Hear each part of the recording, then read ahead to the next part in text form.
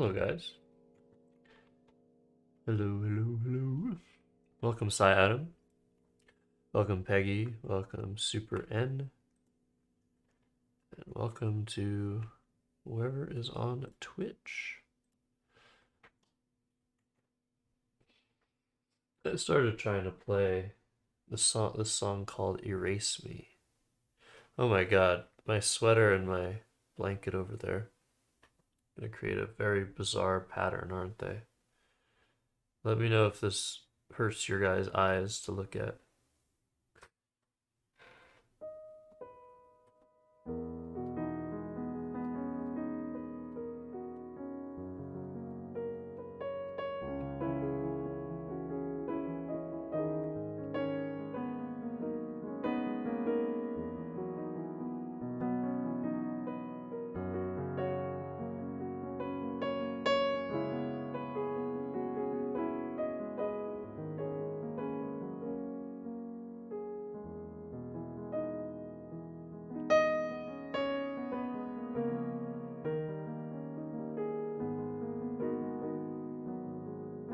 Anyways, you guys should oh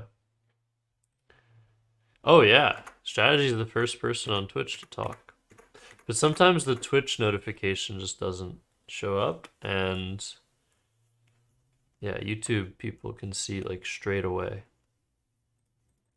All right, we were at game 15 of 19. I want to get through these games tonight, so let's do it. Where we left off yesterday in my Atlantic City 2024 coverage is I played round 14 against Seth Lipkin. Round 14 was the last round without repeats, and also the last round of day 2, and this was the first round of day 3. And yes, so I'm playing again, Seth Lipkin. And Seth at this point was 2 games behind me, I think. And yeah, Seth had been leading, then he lost a couple games. Then he's 2 games behind me here, I think, and Scott Appel is 1 game behind me. And Scott was playing Jeremy Hall. Hey, what's up? AEGILNN. Hope you are feeling well. And what's up to Noah, who already reviewed a couple, I think, a couple of the games from the Montreal pub tournament I held last weekend. These are games from 2 weekends ago. So anyways, let's jump into it. I'm repeating against Seth. And yeah, whoa. What is going on? Oh, they screwed something up. I forgot. Yeah. Things are different on Woogles. Lots of things changed, and I think they need to fix them, as far as I'm aware.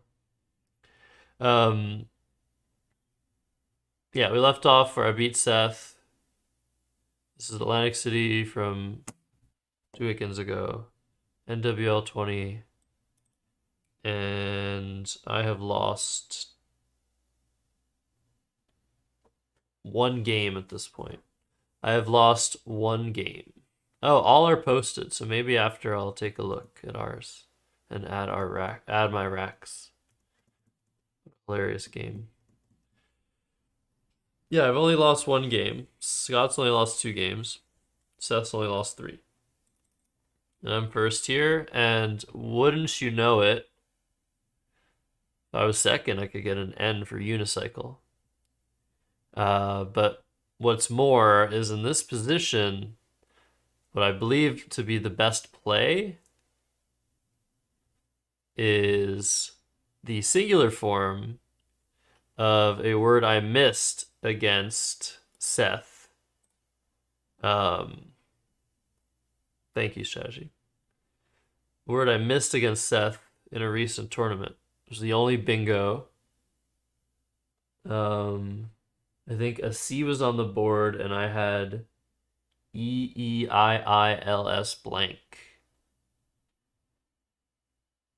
So, in that sense, best play here is Sicily, which is a funny word because it sounds like the Italian island, but it is a fragrant herb. I have never used Sicily in any of my cookings. And this is a nice opening play. I'm leaving a U, which isn't great, but it's very nice. This gives almost nothing back. The only things going on here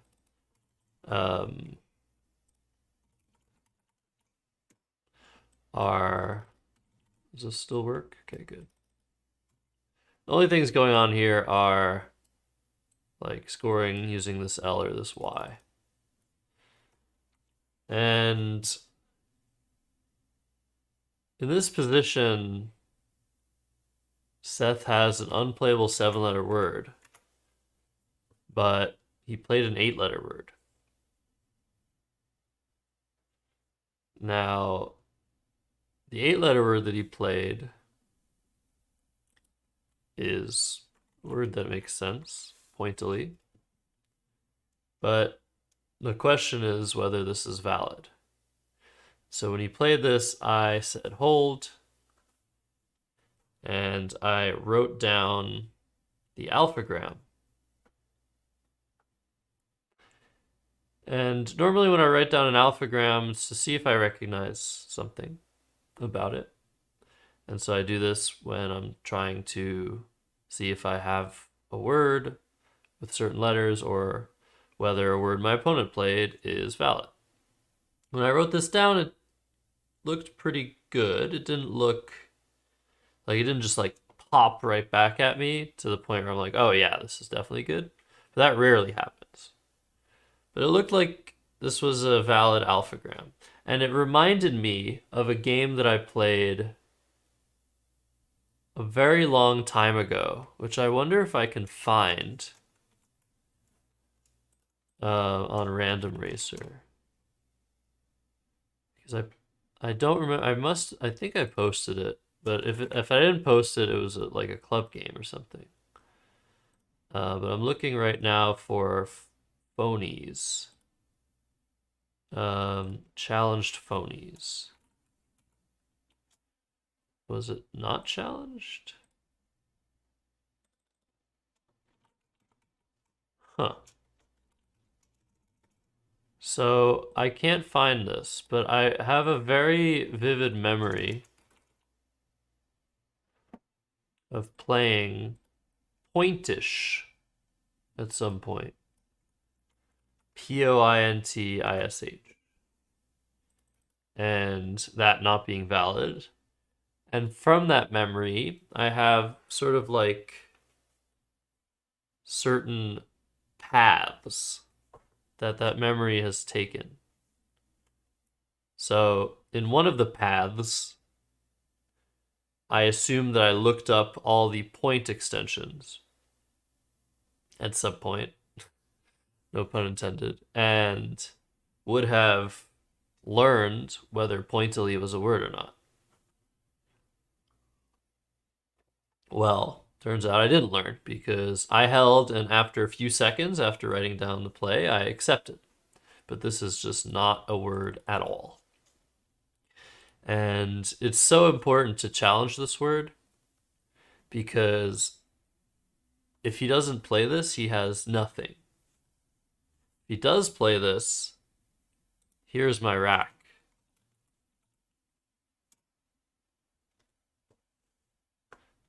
So in this position, I'm at a very large disadvantage due to the letters that I have. And so challenging this off would help me massively. Just make any play and be ahead 50. Instead, I didn't challenge. And that was unfortunate because it's not a word. But I was pretty sure it was. So it was very surprising when I learned. I don't even remember when I learned. Some point after the game. But here, I don't really have any great options. play X for 31. Play Lux, which might have been what I played if I challenged pointedly off. But I didn't get that far in my thought process. This is very ugly play. Or I could, yeah, play from the P. So yeah, Exeunt I think is the only option here that makes some sense. It's the only option that leaves me with like seemingly balanced letters, E and an O. I mean, it can go wrong if I draw too many vowels, but it's the most balanced leave in this whole situation. And yeah, it tries to open stuff over here, but most of all, it just scores something and leaves decently. So that's what I played. It's funny that they consider it a participle of exit. I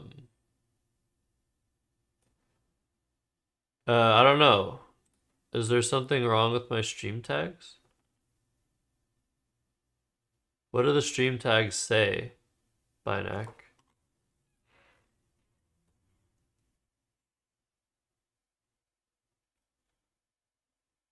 I remember I put in like autism that one time because I was doing a survey aimed at people potentially with autism, but also aimed at not autistic people. But I can see what's going on here. Can I edit anything? Oh yeah. So I can. Can I?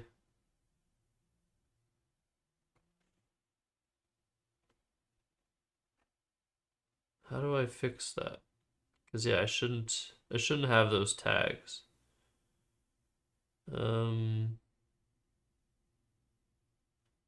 Sorry. Stream manager. Edit stream info. Yeah. Okay. Are they still there?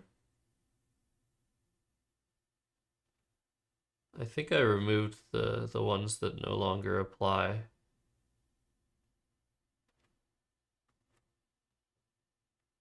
But yeah, those shouldn't be my tags. I think they're gone now. Sorry, this is a Twitch only thing. Sorry, YouTube. So I play Exeunt and Seth has this rack. I should probably message Cesar about the weirdness going on here.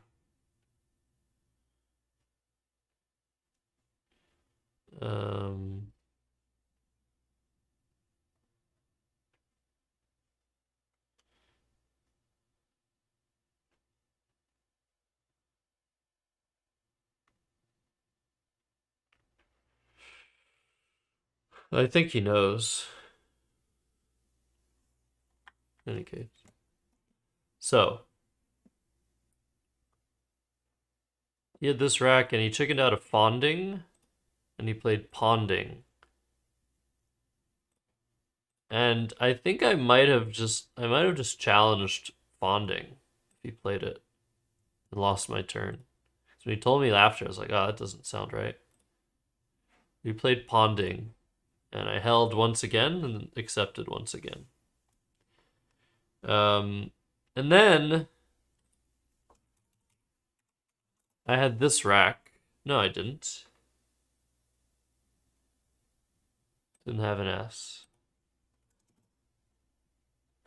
I had this rack, and before I could start thinking about the position, Seth said I overdrew.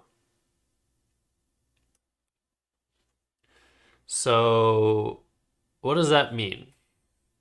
For those that are unaware, overdrawing is something that occurs pretty often. It's the most common infraction at Scrabble tournaments. and it's considered a minor infraction, I think. Basically what happens is usually when someone draws one tile too many, so they have 8 instead of 7, and you can't just put a tile back in the bag even if you haven't looked at your tiles, because there's no way to know whether or not you've looked at your tiles. So once you have your hand out of the bag and you have too many tiles, you have to go through the overdraw procedure, and that involves taking X, which is the amount of tiles you drew too many, and plussing 2 to that number, and then that's how many tiles your opponent gets to look at. So if my opponent's drawn 1 tile too many, I will take 3 of their 8 tiles, I'll turn them over, and give them back 2. So that's what happened here. Welcome to 14 Domino. I just want to show you this. The font is white on white. I can't see what I'm typing when I'm typing in the rack. That's the biggest weirdness. And that's changed. And these are different. This is different. I actually like this. Like, I like this stuff.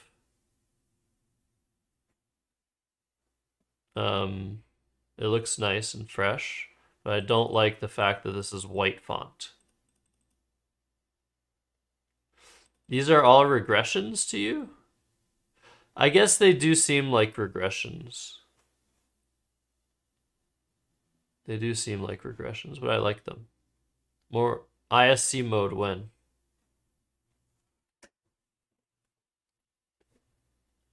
I wish that in cases where you haven't looked at any of your tiles, it was just X plus 1.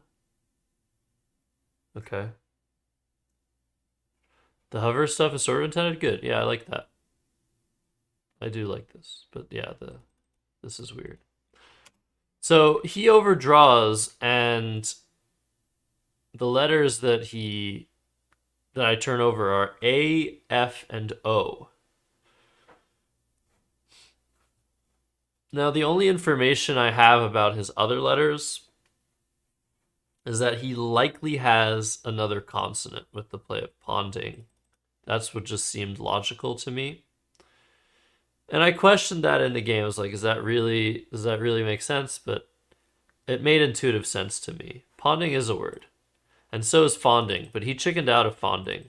And I think I might have challenged fonding. But yeah, ponding I liked. But anyways, AOF. And so I don't really know what to do because my play, I think, remains the same. I'm just going to play Woo for 22 and keep AEO blank. And then hopefully bingo like somewhere here. Something.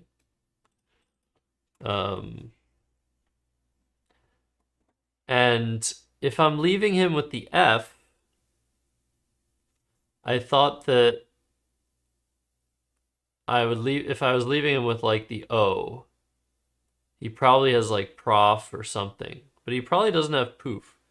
And so I think I either need to throw away the O, which is actually a pretty good tile since already 5 O's have been seen. So there are only 2 more O's that he could have to duplicate. So the O is better than usual.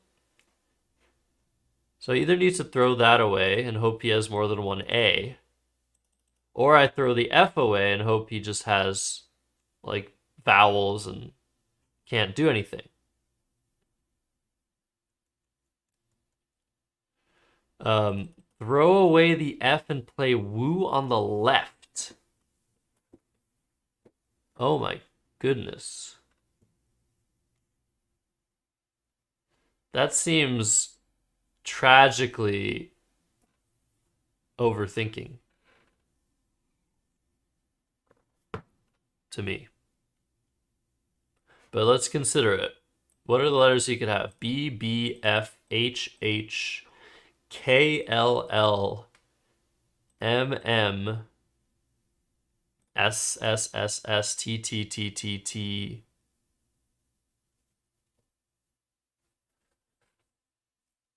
Yeah, I mean, I feel like if you calculated the likelihood of him having.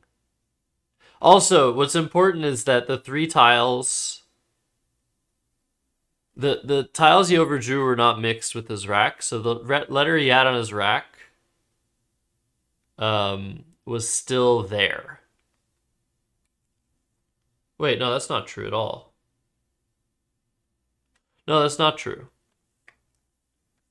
For some reason, I thought that was true. No, all of the tiles were mixed. So all the tiles were mixed. So the F could have been the tile he left. But that seems absurd to me to play Wu on the left there. Like, there are five other tiles that he has, and the likelihood that one of them goes here has to be like at least 80%.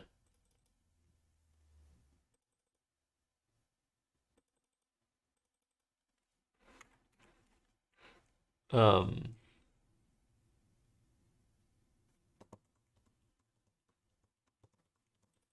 well, unfortunately, I mean, you know how free I am, so can do it whenever. As long as I'm not like at a tournament or something. Can't do it this weekend. In any case, I think that's kind of insane, but I appreciate the insanity. So I threw back the F, and I think my logic in throwing back the F, and this is a big decision, right? It's funny, like sometimes overdraws can just throw you for a loop instead of focusing on what you're doing. I mean, I knew I was just gonna play Wu. In any case, I was just like, all right, what's the worst case scenario? If I throw back the F, he can bingo. But the likelihood that he bingos is pretty low with AO. But it's much higher than if I leave him with the F. I was like, I probably shouldn't worry much about him bingoing. I don't want him to score. So is the F good or bad for him? Like, I don't really care if he scores 27. I don't think. But if I leave him with AF, like, what can he really do with that knowledge that I have about him having AF? Like, he doesn't really have like any plays with AF. So I really do think that I might have messed this one up. And unfortunately, I need to ask you guys because I am extremely hindsight biased about whether I messed this up or not. Why on earth throw back the F otherwise? That's what I'm saying, right? I just thought that I'm throwing back the F, and a lot of the time when you have an overdraw, you just, if you're in doubt, you just throw back the letter that you're either going to have three vowels, two vowels, one vowel, zero vowels, right? But if you have like a two and one, two vowels, one consonant, or two consonants, one vowel, you'll often benefit from throwing back the outlier because by throwing out the outlier, you're making it likelier that your opponent has too many of the other thing that you're leaving them with. But I don't think this really applies here because this board is just so constricted. And it doesn't, the F just doesn't go well with the P at all. There are no big plays that with the F at all that I can think of. So yeah, maybe AO, if I throw the F back, I'll leave him with a lot of vowels, but I'm not dealing with the spot that he can just deal with his vowels on. Like this P is pretty good for him getting rid of vowels. So I think I just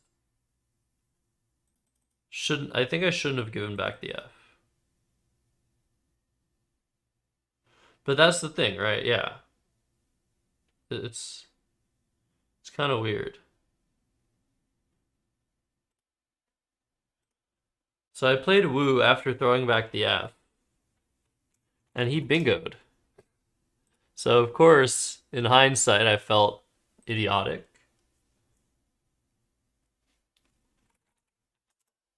Um,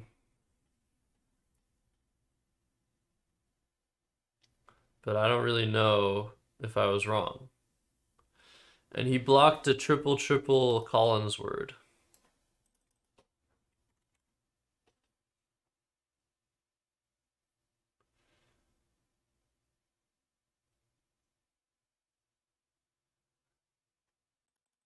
And I had this rack afterwards, and I could not find, for the life of me, I could not find a bingo. The only 7-letter word I saw was goatier.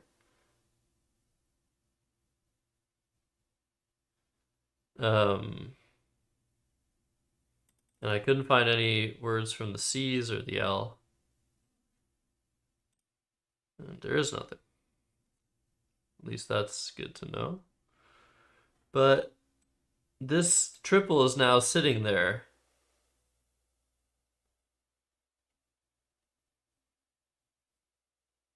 And I don't really have anything. So I decided to play rig because I can't afford for him to get like too far ahead. But I don't know if this is right either.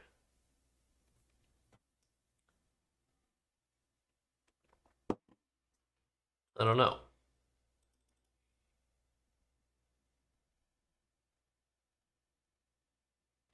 Actually, there was an overdraw in the Albany tournament strategy that against Peter Schwartzman where I should have thrown the V back. But it was a very specific overdraw. I don't know. Will I ever? I don't even know where that game is, 14 domino. I don't really prioritize one day tournaments when I go through games. But it was a specific scenario where I should have thrown the V back where awards was on the board. AWARDS. And like the only good spot was like Vowards.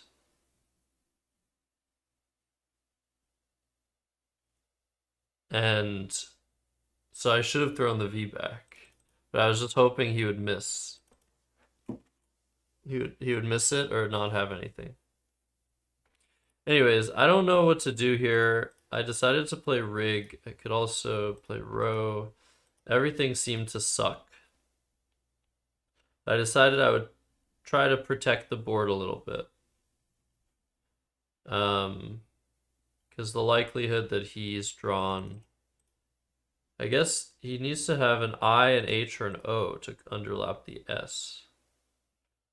So it's pretty likely, but not actually super likely. I might have overestimated how likely it was for him to hammer this spot. Go. Oh, that's a great play, actually. Yeah, I didn't consider this play. Just go full aggression. Try to hit a bingo on the triple next turn. I think that's probably correct. I don't like Agio.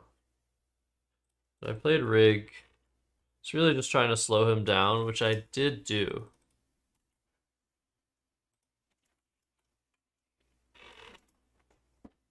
He told me what he kept with debt. But I don't remember what he said. He had a Z. And I think at the end of the game, I was like, yeah, I would have played Dits instead. Yeah, he played Debt. And I had this rack. Find the highest scoring bingo. Hello, Avalonian. I agree with you, Cy Adam and YouTube, that BL is a decent combo.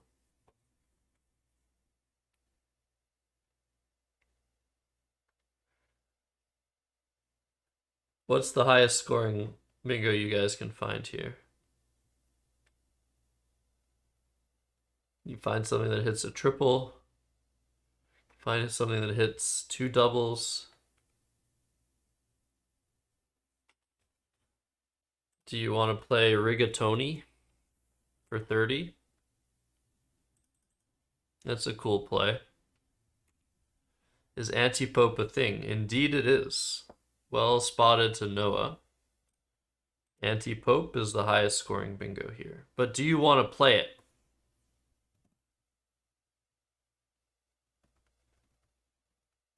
Notaries. Oops. I don't see where notaries would go. I would need an R or an S for that. But welcome, Callum. But no, it's good to see stuff that you might have as well. And thank you for your suggestion. Feel free to say what you see. So Iodinate and Ideation scared me because I figured that he's keeping consonants with this, and I'm increasing his chances of bingoing a lot. And if he's playing this, he might even have an S. He probably had an S. That's what I was thinking. But I also wasn't thrilled with this play, giving back this scoring spot. So I was kind of torn, but I ended up playing Antipope. And it was funny because on the car ride down, I think we were talking about how someone played non-papal.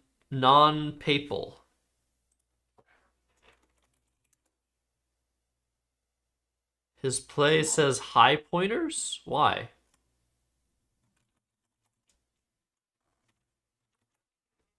But yeah, he was just talking about that. So I saw Antipope and I'm like, this better be a word, like, because he would know. We were just talking about like a word that means like the same thing. But turns out Antipope is a noun, like the Antichrist.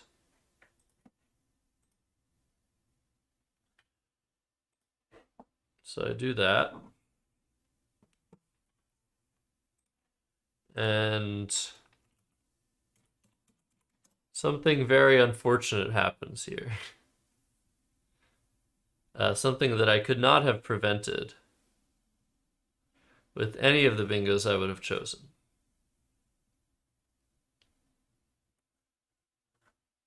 I could have made it not as bad. But here, Seth bingos with Zaratite.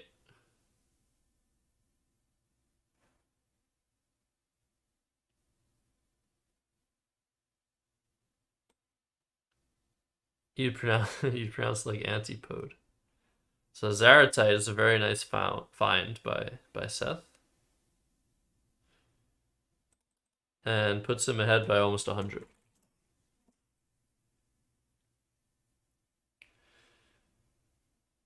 And now I was in somewhat of a pickle. Because this spot is there, and there's no bingo spots left. Antipode?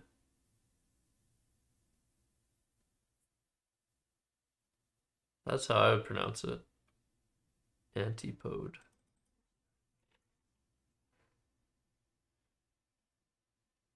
To you, it's antipode.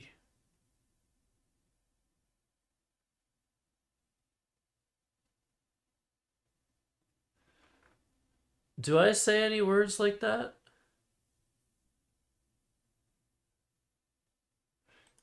Yeah, you're right, Binac. For some reason, I forgot about this lane. In the game, I was aware of this. But this isn't a great spot. It won't score much, and it'll open a triple. It's still an important spot. So I don't have to open the board, per se, here.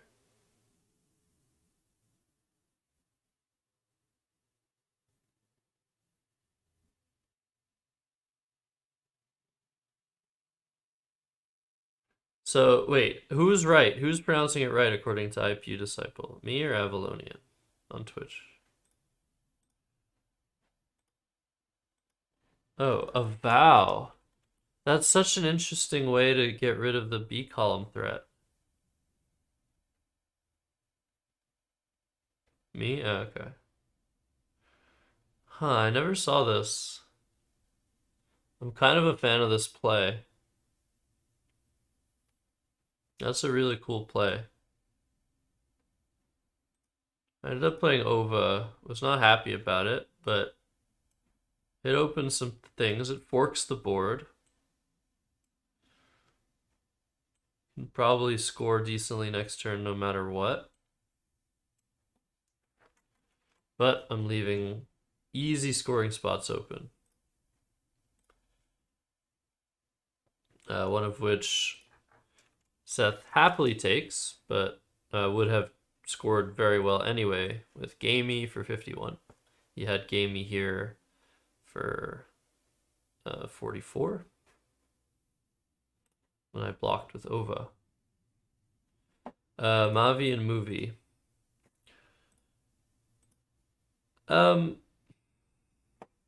Yeah, no, these are reasonable plays. This does create an easy spot here, but it's probably not quite as bad as the B column. I just thought keeping decent bingo leave was probably important here.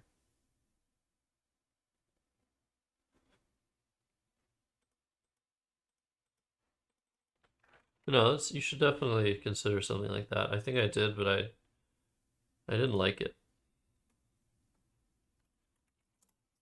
Whoops. So he plays Gamey, and it's not my rack.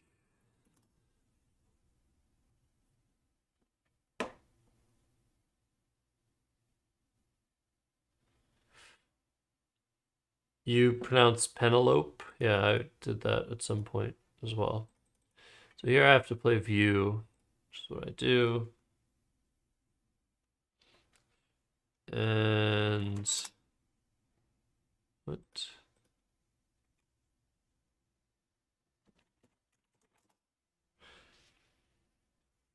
This is not the rack. So hard to do this now. This is Seth's rack.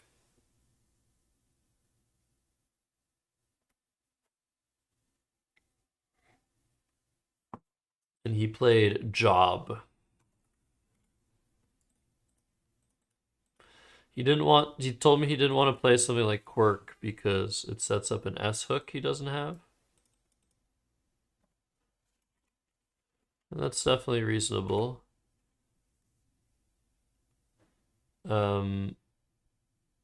There's probably a cool play here. Maybe not. I'm waiting for strategy. Can find something. If you draw an S or an E, you have Rokes. Bijou. Wow. That is cool.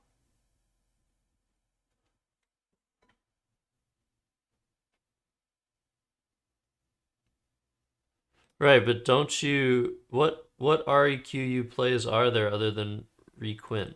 Requin.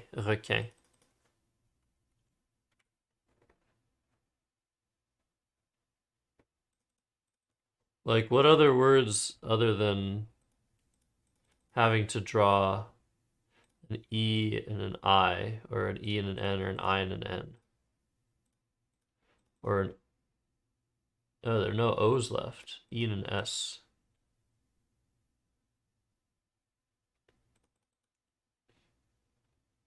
I think like he's crushing it here, so it doesn't really matter much. I don't see what the big deal with this play is, other than you might just not get a good spot for your cue.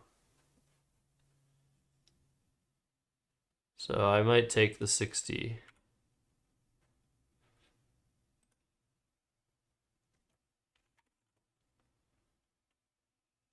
And maybe I would play... No, I wouldn't do that.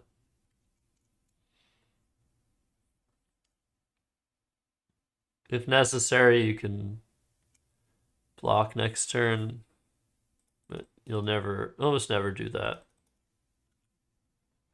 But anyways, there's also this job, which leaves this big spot open and leaves a triple open. But yeah, he played this. And yeah, that's bad news for me for sure. He didn't give me a letter I needed. So I play this. At this point, I figured I was losing. So I didn't really care to leave this open.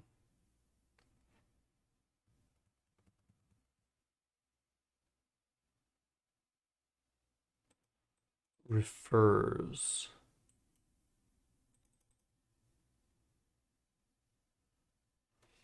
Yeah, so the two plays I was considering were this and this.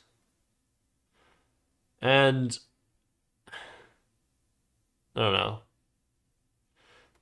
What was interesting is that in the tournament, even though I was 2 games ahead of Seth, he had better spread than me. So I thought that there was a good chance that spread would matter, in that potentially 2 people would finish with the same record, and whoever had the highest point spread would win the tournament. The point spread being the differential between all of the game scores you've played in. And so in this position, I felt like I was quite dead. But that this play might win more often than play of Fem, which is what I played.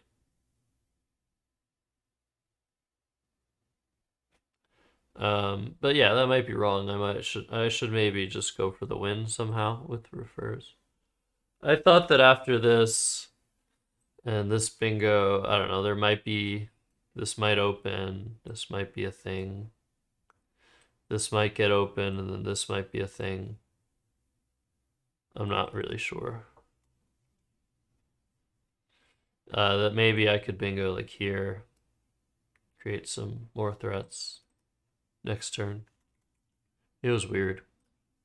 I decided to do this, and Seth drew this rack, and so he ends the game with squared for 76. And I had this rack, and I played Hun. Right? Yeah. Whatever, just trying to bingo here or here next turn. But the timing is really bad. So I would have preferred to play something a bit longer, but yeah, I just couldn't see anything. Now I can just play 3 tiles and he won't be ending the game. That's what he does. He plays Fa. And I play Streaks. And his rack is this. He plays Del for 25. I play QI, and that's the game. So Seth finishes the game with 501, a nice score to my 393. And of course, this whole game came down to not challenging pointily, and then throwing an F into the bag where it might have actually been better to leave him with a scoring tile on a pretty bad board.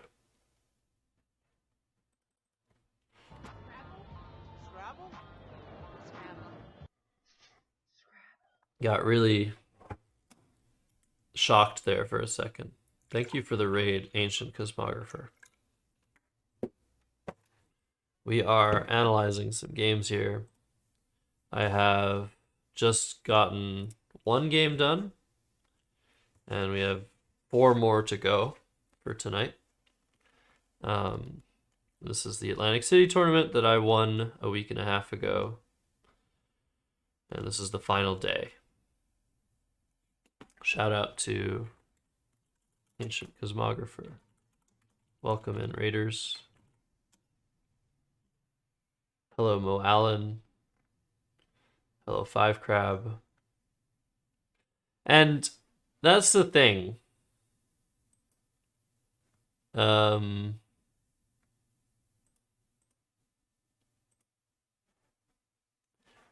Pointily, if I were just like some rational thinking human being, which I'm not, and pointily came on the board and I'd be like, okay, what sorts of things are pointy? Are people pointy? Is that a behavior? Pointedly. Pointed is a behavior, but pointy is a shape slash just sharp, right? So how could pointily be a thing? You'd have to be acting in a pointy way for pointily to be a logical thing. But unfortunately, that isn't how these things work. You never know. There's a lot of logic, but not enough. So this did look wrong logically. It just looked like a word anyway. You could sculpt something pointily. No, you would sculpt something to be pointy. I don't think you would sculpt something pointily because that would mean that you are being pointy sculpting it, right? I think that's how that works. Squarely, roundly, and bluntly are feelings, yeah. Precisely, yeah. Anyways, so I should have just been like, I should have used logic, but unfortunately, a lot of the times you use logic in Scrabble, you fail. To me, it looked like I'd seen that word before, 14 domino. Yeah, and I thought I'd had.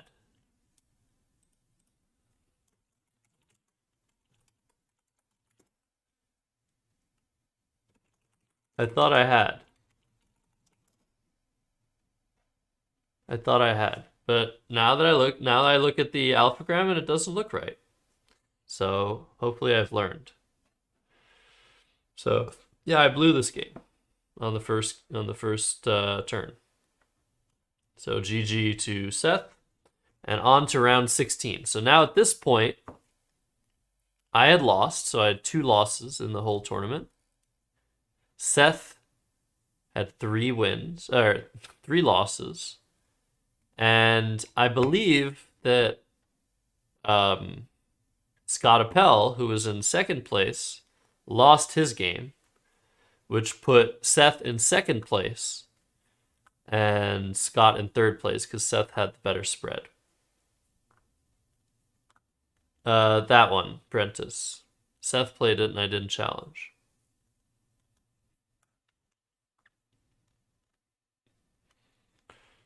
I could go even further and realize that he has Pinatol as a 7. And think psychologically. Like, there have been many times where I've had a bingo on my rack and it didn't play. And then I phonied with the rack. Not because, well, if he challenges it off, I could get a spot for my bingo. That's lower level thinking because your opponent knows what you have, so they can deduce if they're giving you a bingo or not. But the higher level thinking is the frustration, mild frustration of not being able to play your 7-letter word can often lead to you overextending, playing something you're unsure of. And I feel like that happens more often than it happens. I feel like I phony more often when I have an unplayable bingo or when my bingo's just blocked, which is what happened here. Sicily blocked his bingo spot and didn't give him a new one. I feel like that's happened pretty often. And of course, not everyone's the same. But I could have used that and maybe considered challenging a bit longer.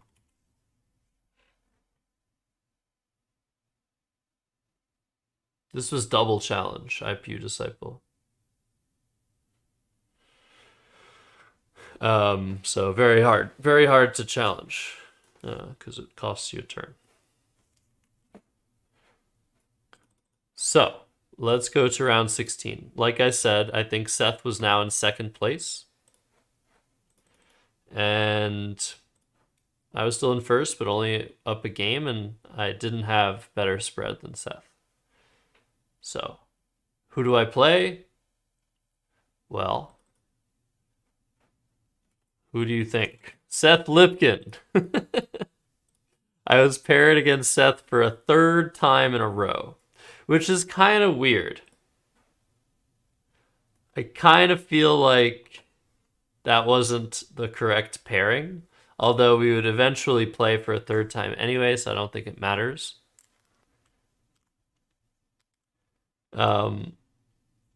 I don't know. The way that Scrabble pairings work is sometimes a little debatable. So yeah, get it over with, right?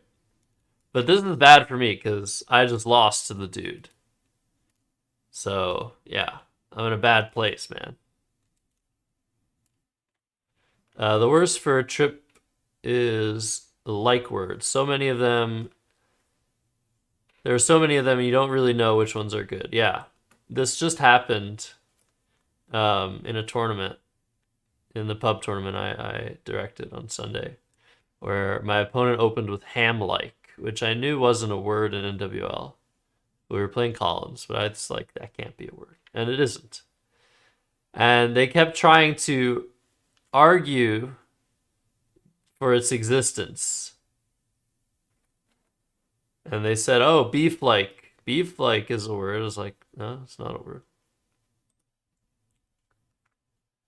And I was like, find a word like ham-like that's valid. And she couldn't.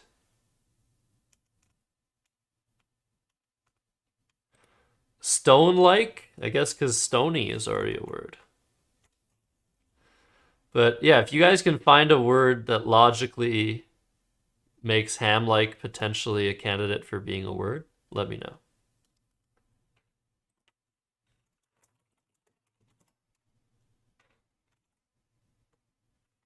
Hammy means overacted. Pea-like. Pizza-like. No. Like, it would need to be a meat. A type of meat. Not an animal. She's like, oh, a cow-like. I'm like, yeah, but that's an animal.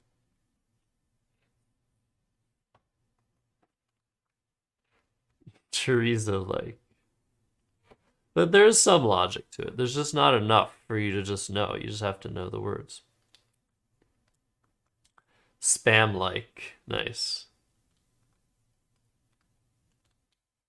Well, that was her argument. Spam is ham-like. Her argument was that spam is ham-like.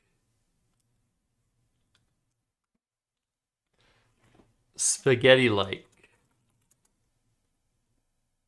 And ham is spam-like, yeah. You guys like spaghetti-like? It's a word. Spaghetti-like. That's one of my favorite like words. And spaghettify is Collins only.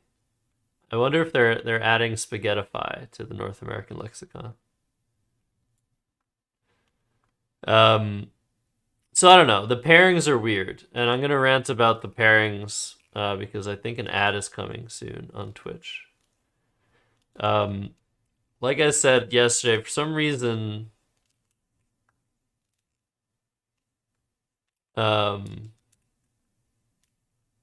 should add spag. For some reason, the pairings like Jason Keller, the director, didn't properly explain what the pairings were. But all I know is that for the first 14 rounds, they didn't have any repeats, which is good. It's good to play different players when there's enough players in the division. And you're not just playing like people who are at the bottom of the barrel when you're at the top of the food chain. So that's good. But then minimizing repeats is a good thing, like almost always, until the very end of the tournament. And at this point, it seemed like who was fighting for first? Me, Seth, Scott, and Jeremy Hall, who are I think the top 4 players in the division.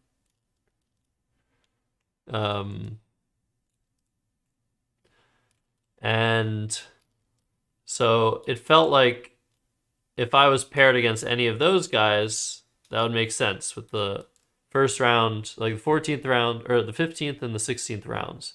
The pairings don't matter that much. So I felt like I should probably play Scott or Jeremy this round. But I didn't. I was paired against Seth for the 3rd time, which is kind of weird.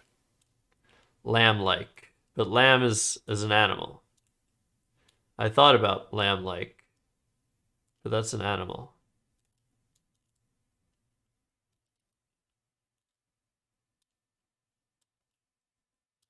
All right, ad is starting.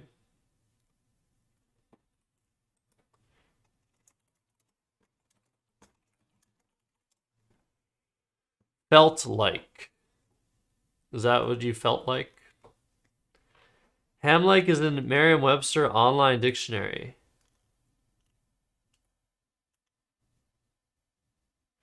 No, Nightbot. I'm sorry, Frankie. How do I need to fix the auto mod.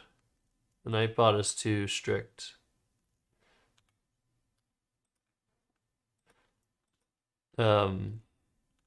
Toe-like and wing-like.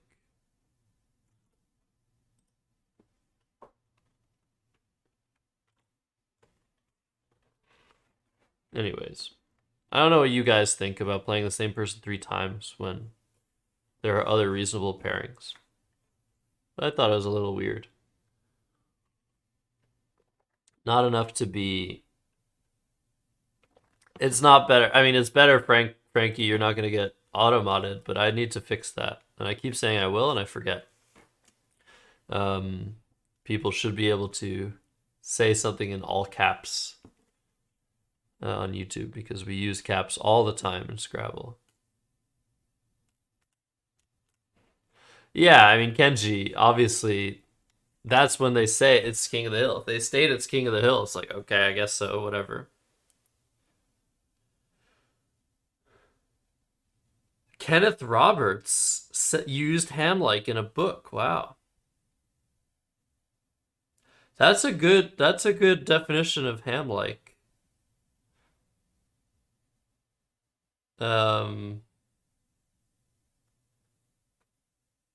So it's in an unabridged dictionary. I mean, it makes sense that it's in an unabridged dictionary.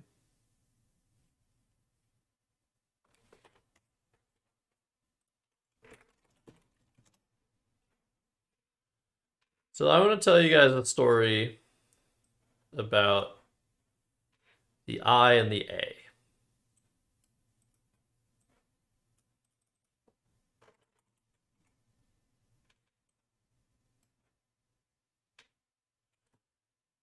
The I is bad and the A is good.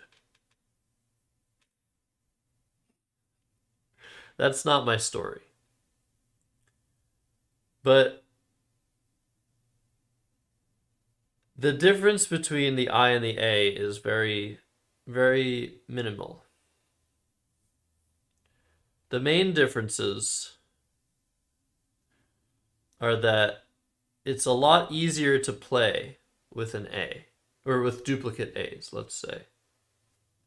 But also, short words contain more A's than I's. And A's hook onto words way more than I's do. So A's are better for sort of like most Scrabble situations. But the I's are slightly better for bingos.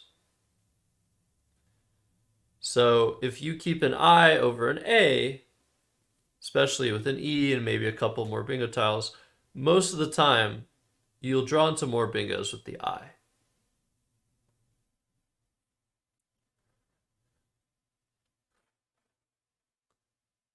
But yeah, AA is a word. So that should help you understand why the A is a more flexible letter than the I. And myself, I almost always play an I over an A. And oftentimes it's really close. Oftentimes you could go either way. But it's just so much easier to deal with drawing a second A than drawing a second I. And so if you're playing Scrabble and you're trying to think about, oh, should I keep this I? Should I keep this A? You probably should just keep the A and save yourself a decent chance of having more of a headache. And what I notice is the tile that there's too many of past the middle game most often is an I. There's most often just like, oh, there are way too many I's. Like when I'm looking at the unseen letters and I'm tracking, like, oh my god, too many I's. Maybe that's just me, but I feel like it's a thing that happens. So here, if you want to play bind or band, you should probably play bind. That is what I did. I binned it. I binned the I. Got rid of it.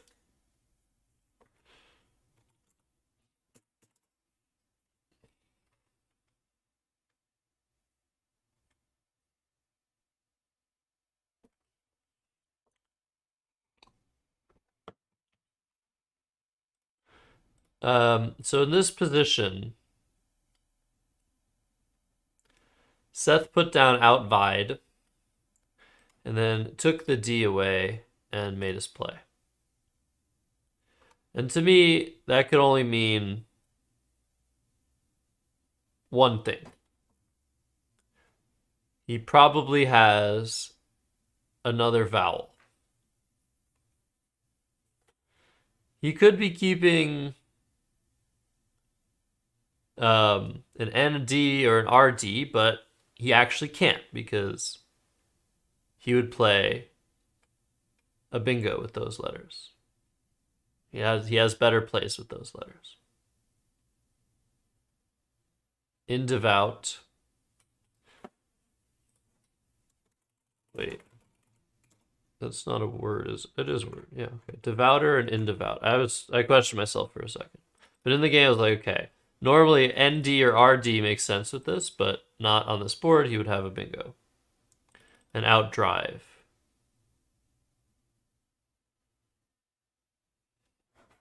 In any case, I don't need to see outdrive. All I need to see is devouter and indevout and know that he doesn't have that. So he probably has another I, or ID, ED, AD, or like OD. So, oh no, he can't have ID because of indevout. So AD, ED, OD. So I'm narrowing down the letters he has, and it's sometimes useful, sometimes it's not useful. Or just outvide, yeah. Right. In the game, I had it straight strategy, okay? You're making fun of me, but it's okay. I know where I'm at. But this doesn't really change anything for me. I can either play claw, craw, or calx. No U for undevout. Okay. So with the knowledge that I have of him having a vowel and a D, probably. Could have TD, maybe. But then he should have played the D because TD doesn't really go well together. I decided to play calcs because the C just really helps him out. And also the letter that I put there helps him out. So I decided to play calcs with that knowledge. But I'd probably play calcs anyway. And then he made this bizarre looking play of Brand. And after the game, he told me, yes, this is a bad play. I don't remember what he said, but yeah, when I saw this play, I was very confused. Those look like very good letters, but he probably didn't miss a bingo because his word knowledge is better than mine.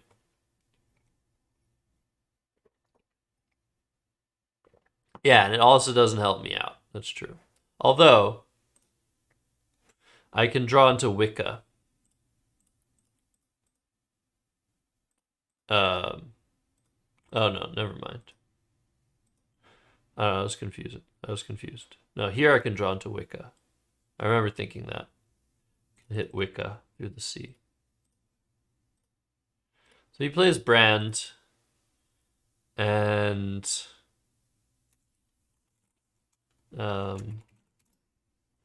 what's cool about not seeing the letters I'm typing is you guys can't see it either. So often I type the letters in order of the play that I made and the leave. So you guys don't actually get spoilers this way. So, crew-like, yay or nay? We're talking about like words. WTF doesn't like crew-like. Five Crab doesn't like crew-like. Does anyone like crew-like? Mo Allen likes crew-like. Binac likes cringe-like. Let's check it. Not a word. Congratulations. So, considering that this isn't a word, did I play it?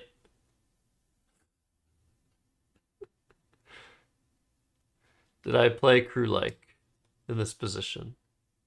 Peggy liked crew-like. WTF says I didn't play it. Binac says I did play it.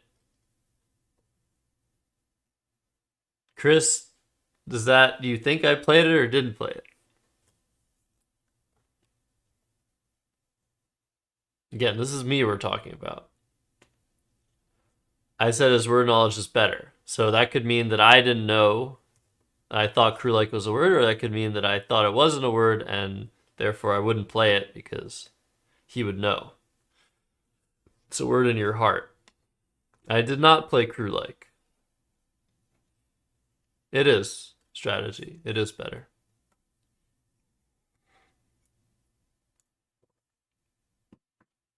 I'm sorry.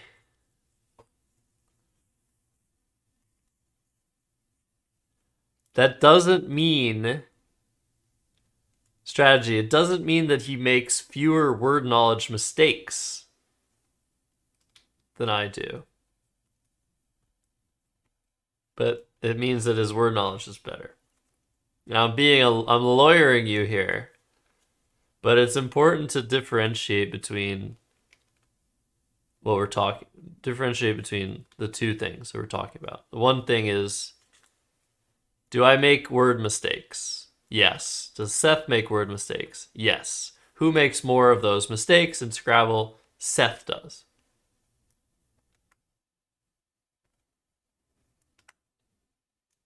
I was frozen and silent for a minute just then.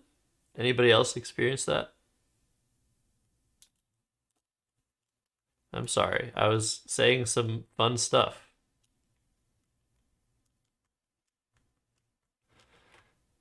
So there's a difference between he makes more word-related mistakes than I do versus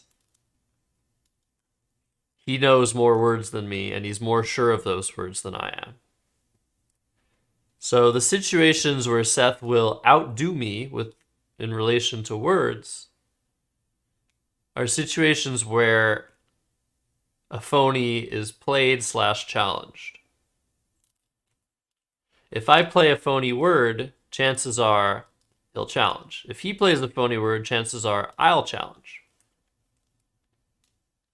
But situations that matter the most, where bingos are played, he has the upper hand with whether he'll let a phony go versus whether I'll let a phony go, or challenge a valid word, or vice versa. For short words, I know them better than he does. I think in a recent game he played like what did he play? I'm gonna look like an idiot.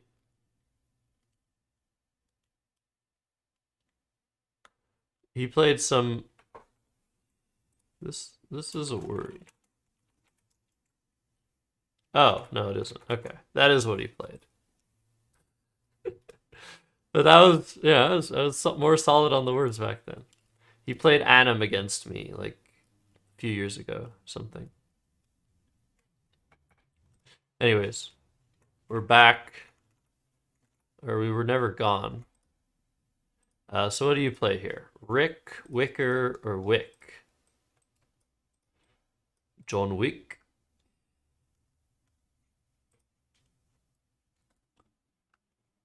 So here I wanted to play Wick, but I messed up.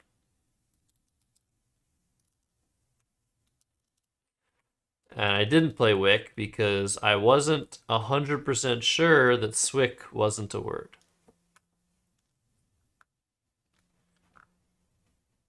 So that was a word knowledge mistake. So instead I played Wicker, which I think is just a worse play, even though it scores 8 more points, just because the leave is a lot worse and I just give back a free triple. 2 free triples, actually. Okay, Chris donates a lot. So I believe to have made a mistake here. Rick is interesting. I don't think this makes any sense over Wick. I played this and I just gave him a very easy spot for poof. And that'll happen over and over again.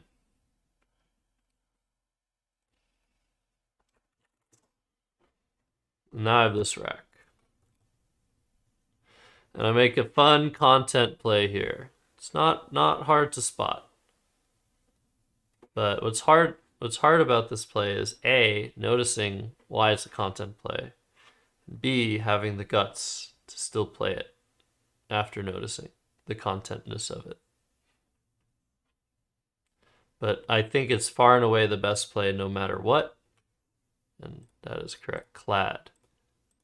So the next best option is to put your E on for 3 points, reducing significantly the value of your leave. And yeah, this just can't be worth it, I would say. The reason that this is a content play is it has a hook. WTF mentions it in the chat.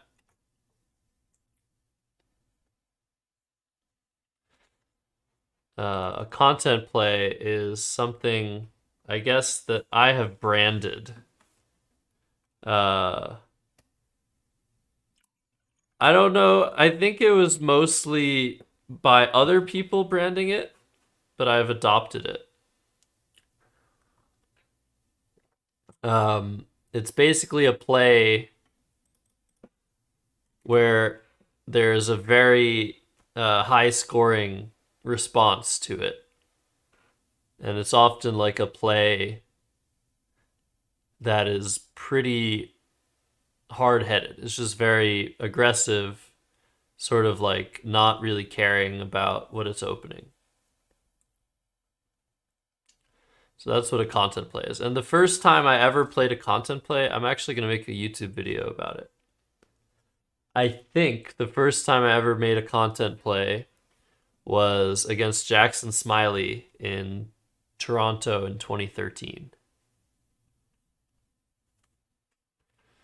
And I'm not gonna rehash what it is because I think I'm gonna make a video about it. The first time I just did something unnecessarily dangerous, but I thought it was worth doing. Oftentimes content plays are not worth doing, but they're good for content because something massive might happen. And that's exactly what happens here, but maybe not immediately. I play Clad. And one of my thoughts is like, okay, Y-Clad is a very, very difficult hook to spot. It also it just shouldn't be a word, but it is. So there is a chance he doesn't see it. There's a chance he sees it, forgets about it. But I see it.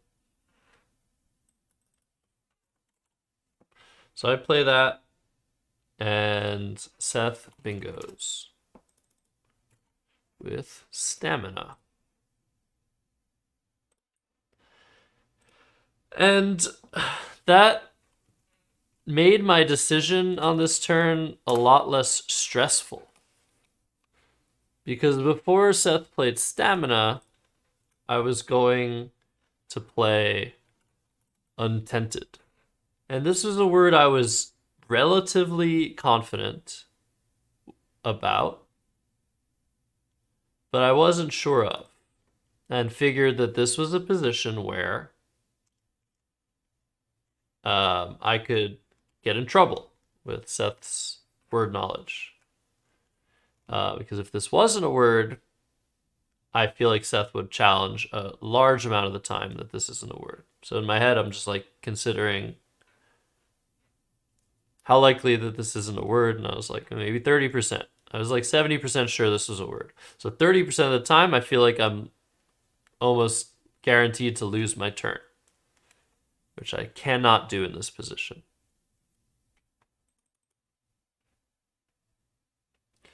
And so after he played Stamina, there are two things that happened. Number one is that I got a much better spot to play Untented, but I also got a spot to play a word I was sure of, which is Tautened. And the problem is, this play is 62 points, and it also opens way more counterplay than Untented would, with this triple, for example. The Z is out, the J is out. I could get hit very hard a good amount of the time after Taunt. But I decided that I was going to make a sacrifice because I wasn't sure enough that Untented was valid. And it was much worse for me to lose my turn some amount of the time than to never lose my turn.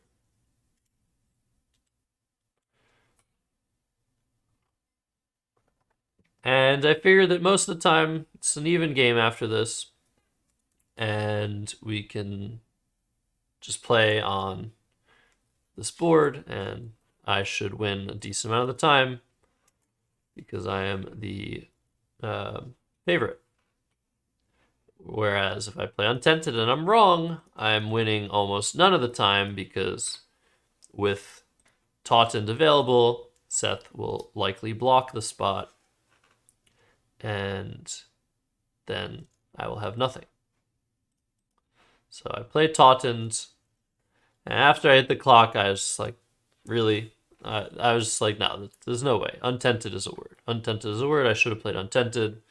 And I'm about to get punished, and I'm about to get punished, and then I get punished, and he plays Gel for 57, and I'm just like, Jesus, I suck. I should have played Untented. I'm really playing too scared, basically. And then I look at the first couple tiles that I draw, and the first two tiles that I see are Y, Z. Like, oh wow. So I'm just eyeing this spot. I'm like, I could probably score 60 a lot of the time here. And then I see my 5 other tiles. And I'm like, okay, I almost have Zoysia. Do I have anything here? I could play Zap and keep the Y. And then I see it. Finac did call it. Nice, Finac. I see Swayuz for 92, which is a word. And I'm just like, huh. And this is how I think about Scrabble. It's like, huh, maybe untented isn't a word. Maybe this is meant to be. He gets the far more dangerous spot, and I get the content play. I get to reap the benefits of content. And I play Swayuz, and I feel kind of dirty. Like, it just, that's not supposed to happen. Okay, maybe score 40 points, maybe 50 points with this spot. But yeah, this was absurd. And now I'm in the driver's seat. I'm up 70.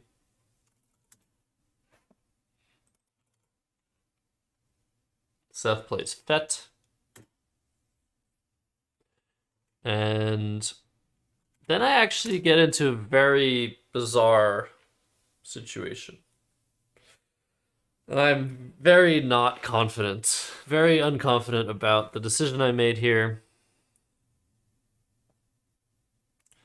I couldn't find a play that I liked. Yes, strategy.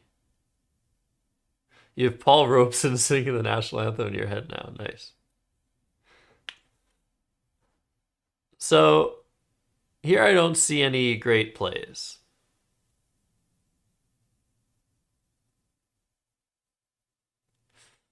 The highest scoring play I see is Gasp. And I'm almost ready to play that. I have a very nice 48-point lead. This will increase it to 80. But then I realized that there are tons of vowels unseen. 19 vowels versus 16 consonants. And yeah. I don't want to draw 3 vowels. I don't even want to draw 2 vowels with this leave. And look at this, all these I's. Once again, the I's are always trouble. So like, I don't know about this. I could exchange next turn if I draw too many vowels, but who knows? Like, let's play a little bit more for the leave and based on what's left. So the plays I start considering are a go for 19 and good for 15. And with a go, there are 3 hooks.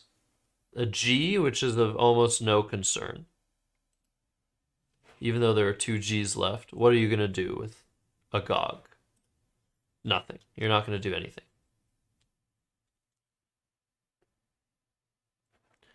And there's one N. And the N is also not in a great position. Usually you want N's like in the middle of words, closer to the end of words. N's are not great at the start of words. In second positions, there are lots of words, but this isn't an ideal placement for an N either. And so I'm thinking about this, and I'm like, yeah, you know, it's aggressive, but not like unnecessarily so. And it is 4 more points than good. But good has a similar leave, APRS versus OPRS. OPRS is pretty good. APRS is probably slightly better here. And it doesn't open another threat. And it just seems a lot safer. And that is what I played. But I could have missed stuff. Like, I want to get rid of the G, that's for sure. Oh, okay. Pogo. I want to get rid of the G and keep consonants. So I think, yeah, between a go and good. I think it's an interesting situation. The one reason that I almost played this, despite it not being in the best interests of the current scoring scheme in the game, that I'm ahead by 50, so there's no need for me to create that sort of threat, is that both H's were unseen. So there's a somewhat good chance that CHA words will come into play at some point in the game. It's not a like huge chance, but it's there. And those plays score well and open the board, which are plays that Seth wants to have. Whereas after a go, that doesn't really happen. But I'm doing exactly what the CH word would do anyway. So I ended up playing good.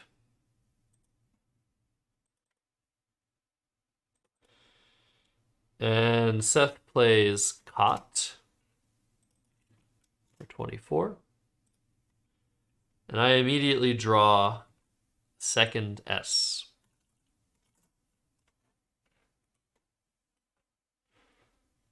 And it's interesting because in a previous game, in an earlier game in the CSW division, no, in an earlier game, I think Seth played Sporans, Sporans, but there was no N to play Sporans to here. But I don't see a bingo. There might be one. But I get a huge opportunity here to just play, yeah, fuck. Rasps. God damn it, man. I was looking at that E, I was like, I missed something. Yeah, okay. Oh, you guys want me to take hot sauce? But I need to get through these games.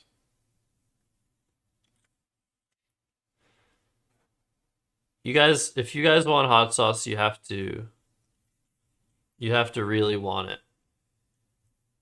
You have to really want it. And I'll get it if you really want it. WTF, how many bits? How many bits for hot sauce? Highlight message isn't good enough. Isn't good enough. 50 bits for hot sauce? That's not enough. This hot sauce is expensive. It's product, man. I feel like every bit of it costs like almost 50 cents. Maybe not. Maybe that's overestimation. Syadam only kind of wants it. How many bits to inhale a dab? What do you mean, inhale a dab? He has random impressions. Impressions aren't going to do it. I know you guys have tons of channel points. I should do predictions, though. Stop bribing chat. Do you want hot sauce? Stop bribing chat. Strategy, do you want hot sauce? Muffin the tentacle end stream. Alright, I can end stream.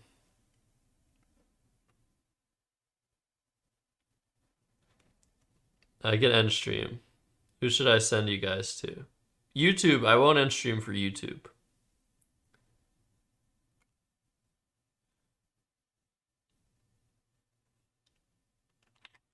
No, you don't want me to end stream? Okay, I won't end stream. I'll go get the hot sauce. I'll go get the hot sauce.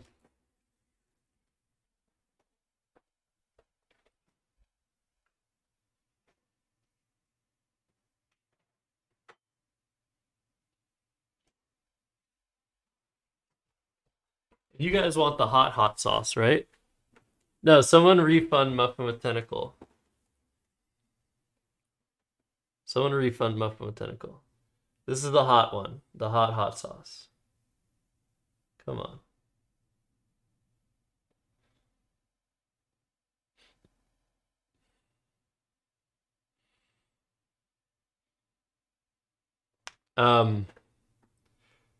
Here, I'll have some hot sauce after the next ad break. But don't worry, I'll take some. So I played Rasps. Did I even? Yeah, I even alphagrammed AEOPRRSS and I didn't see Aspersor, so I wasn't seeing it, I guess.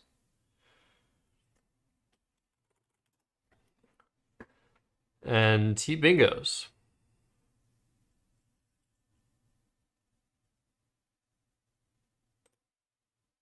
Yeah, after the ads, because I'm gonna get a carrot and I have to peel the carrot. So I'll do that during the ad break.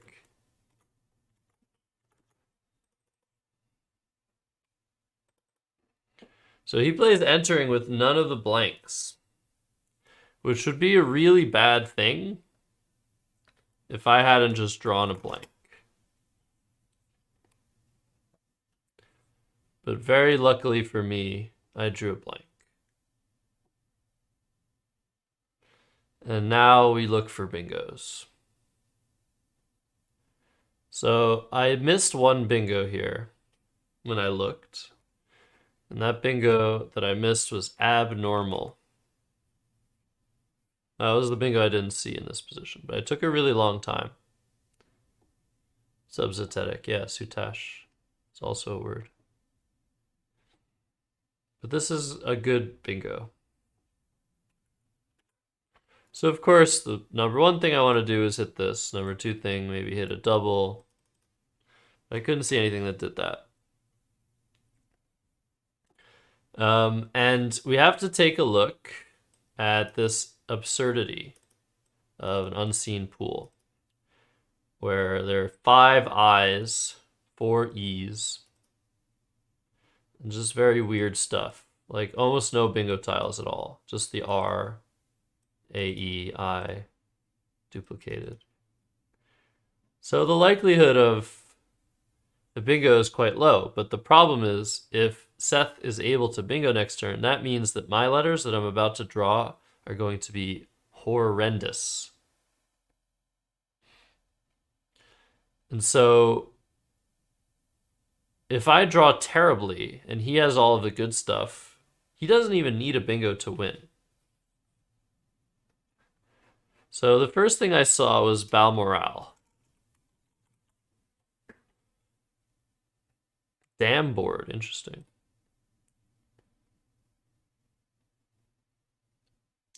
So I saw Balmoral. And then I saw Barogram, which strategy just mentioned. And this is 8 more points. And at first it looks better because sure, you're giving up this spot and this spot, but in exchange, this spot is open. So if Seth uses the top spot, I can block the bottom. If Seth uses this spot and bingos, I can use the top. But that doesn't really work with this pool because what I'm worried about is that I'm not going to draw anything good at all. And so if I don't draw anything good, it doesn't really matter that I'm setting these things up. That doesn't really help. You do want to set up scoring spots when your opponent needs to bingo to win. But not when you're threatening to just draw the worst possible letters in the world. And if he bingos after Barogram and is down 20 or down 10 or ties the game up, if I have a bad draw, it's just probably over. He's going to have 6 tiles. I'm going to have 7, but I won't have any chance to do anything. So I didn't think this was worth doing as a result of that, even for 8 more points. and I decided to play Balmoral. But once again, Joram. I don't like keeping. Well, I don't like that. I don't know why you don't just bingo.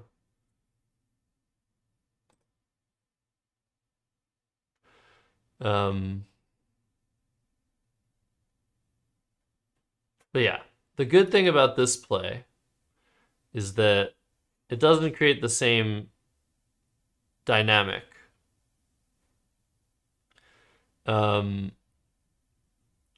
same dynamic being that there's this huge bingo spot open. This actually blocks a huge bingo spot. Sure, you can bingo here. It's not likely. You have to make the blank an S. So ivories is possible, for example. And that's 95. And that would actually put Seth ahead. But if he has ivories, hopefully that means I draw some scoring tile. But Balmoral blocks a lot of bingos as well. It blocks bingos from the R, from the I, from the N, and more importantly, from the L. And this L is probably the biggest threat because you can hit a triple with it. And because I'm already ahead,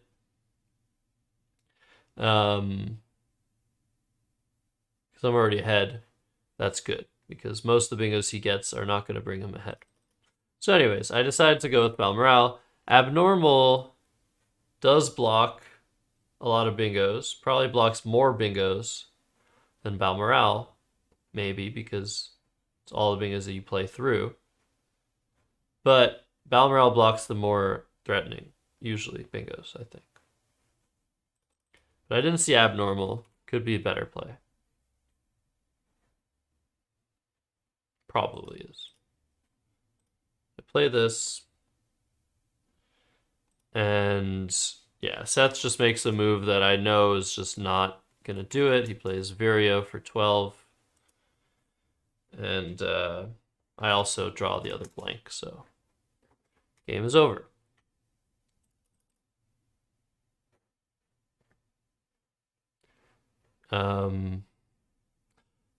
Yeah, there's no threat here.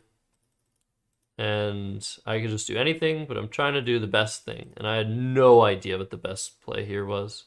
I couldn't find anything that like left me with outplays with a lot of draws. So I considered just like scoring as much as possible with Yowies. But that just gives back so much easy scoring. 4-letter plays. Like if I draw the I, if I draw either of the two I's, he gets GHEE. I can't go out. And he just gets a really nice endgame with Ahi that he'll play first. And then play GHEE potentially next. I'll block with OI. Anyways, the endgame sucks. If I draw an I. If I draw an E, I'm going out. If I draw a G, I'm going out. If I draw an H, I'm going out. If I draw an A, I'm going out. But 2 out of the 8 times, the endgame is just really bad. But this still might be the best play. Because the play I made, I just didn't think was any good. I played Yo. My time was like almost running completely out here. This doesn't really threaten to go out often at all. Yao at J9. Oh, that's nice. I didn't see that. Of course, this still loses. Like, this doesn't lose, but it's terrible if I draw another I, but I feel like Yowies is maybe just a better version of that. But yeah, it seems like I just made a play that I figured was probably worse. It's probably worse than Yowies anyway, but yeah, I just made it. He had... Oh yeah, I drew the G, which was nice because it was a...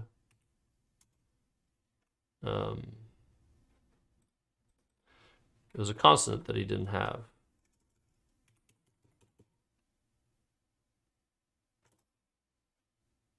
I can't do this. Jesus Christ. Okay, there you go. So here he can't even go out in 2, which is very lucky. So he ends up just playing Ha for 30. Wait,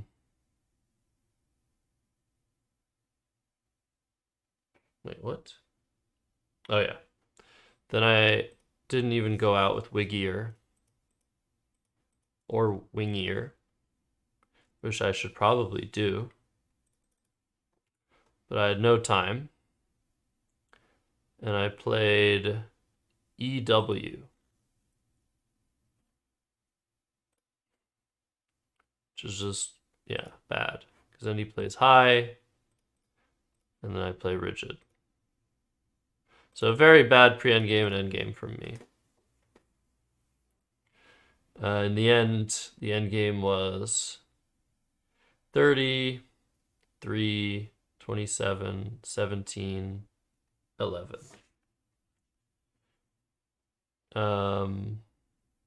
So minus 11, right? Yeah, minus 11. Whereas if I had played Yowies,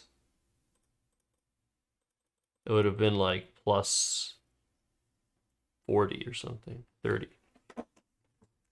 Yeah, very bad. Very bad pre-endgame and endgame. But a win's a win. And at this point, I was once again 2 games up.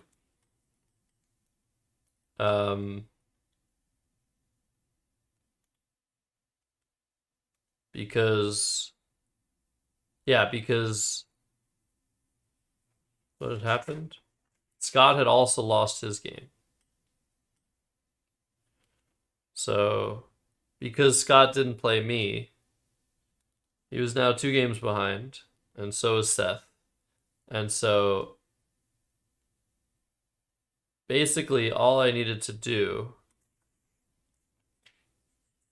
was win the next game. Actually, no, I think Seth... Wait, I'm confused now. I don't remember what the standings were.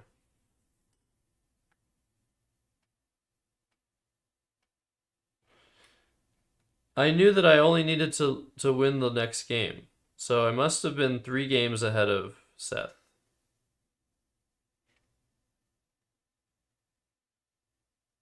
Yeah, I must have been 3 games ahead of Seth and 2 games ahead of Scott after this. Huh. Anyways, in great position to win the tournament. All right, let's have hot sauce. And then I'll get a carrot. Did I miss a bingo in this game? I don't think I missed a bingo in this game, though. So maybe I won't get a carrot. But I might have missed bingos in other games.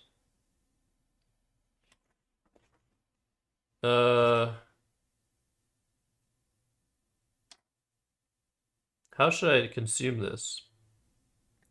Yeah, I know. I missed a disperser in this game. I know I have to have hot sauce now. But if I have hot sauce now, am I going to prepare myself a carrot for future hot sauce? That's what I was thinking. Aspersor.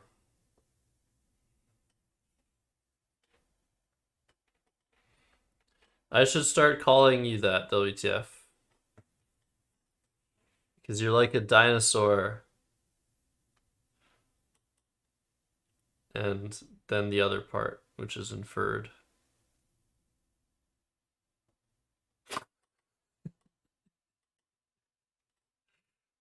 I'm not making sense. I'm sorry. Sorry. I'll try to make more sense next time. Okay.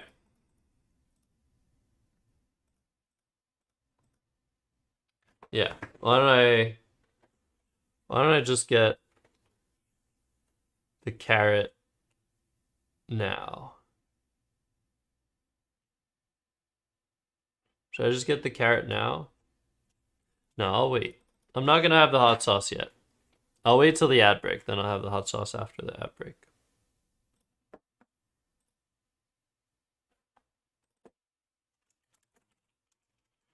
I'll have it on carrot.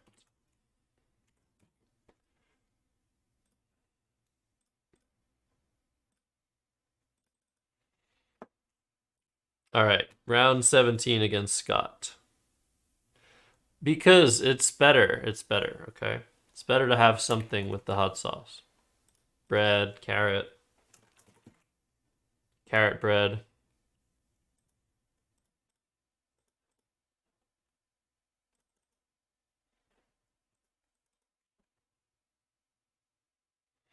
It makes sense. It's what Dr. Mike does. Makes sense. You guys know Dr. Mike. Okay, Scott goes first in this round 17 game. Starts with Odia. And I think he said he kept AEN. So standard play. Whoops.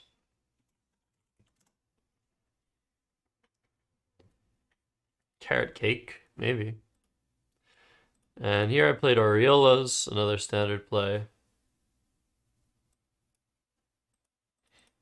Opening with the bingo. And then he plays Zanies. And strategy is probably like, oh my god. I would be so upset. Because yes, he has Zayin to keep an S. And it's hard to imagine that is a worse play. Oh, wait. No, that's not what happened. Oh, but he still has... Oh, it's the same thing. Oh my god.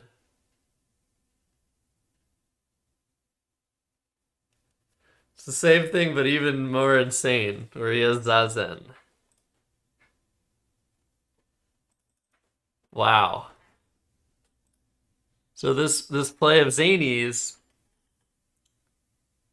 Yeah, it's definitely forgivable. It's always forgivable. It's always forgivable. I'm not like some people. Yeah, why would you ever see Zazen? But he plays Zanies, and I don't notice Zazen. Would strategy notice Zazen? Probably, and he would be worse off for it. It's usually not forgivable. Okay, Hikaru. So he plays Zanies, and I'm like, uh-oh. Doesn't he have the other blank?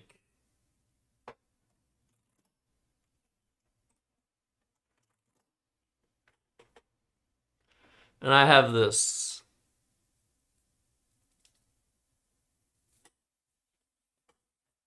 And is list box a word?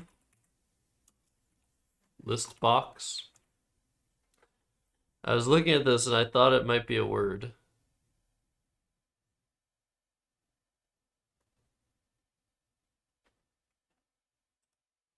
It is a word. Okay. It just looks wrong. And you know me with box words.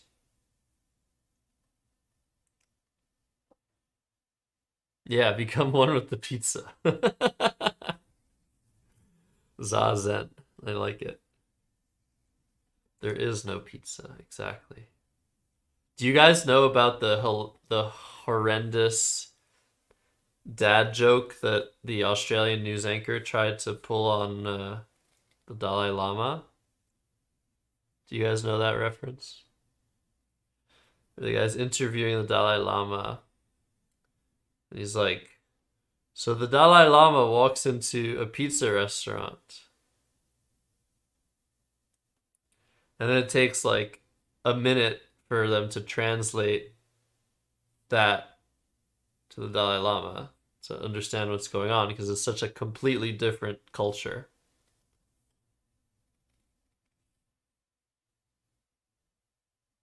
And he's like, okay, pizza, pizza.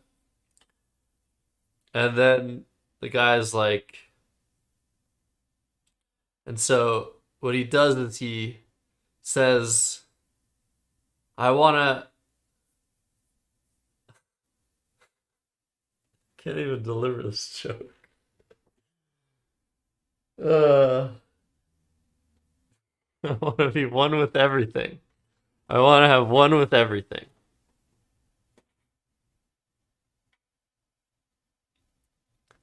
Japan? Why are we talking about Japan? He's like, oh yes, thank you, IP disciple. Make me one with everything. Thank you. You got it. You delivered. I did not. Make me one with everything. And Daz just like doesn't get it, of course, because it's wordplay in a language he's very like unfamiliar with. It was so cringe. Yeah, make me. I was trying to figure it out in my head. I couldn't remember it. Make me one of them.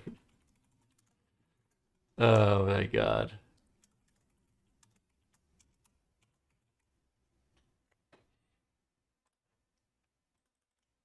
All right. This was a really annoying position.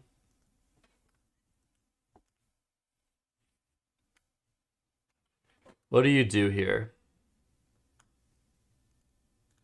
Yeah, you're never forgetting Zazen.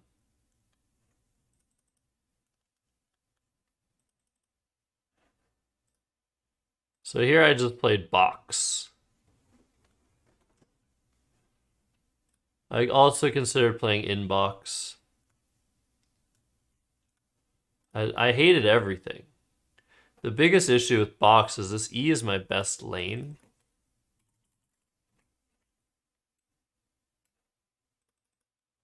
LINTS is like a do or die leave.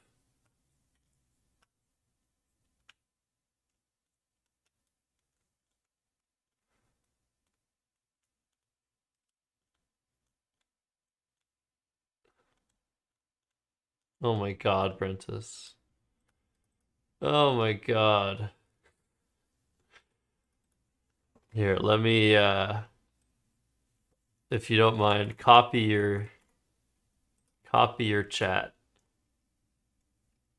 No, actually I can't. I don't think I'm allowed to do that if I multi-stream on Twitch. If you guys want to see what Brentus said, you have to come to Twitch. It's an absolute horrendous dad joke.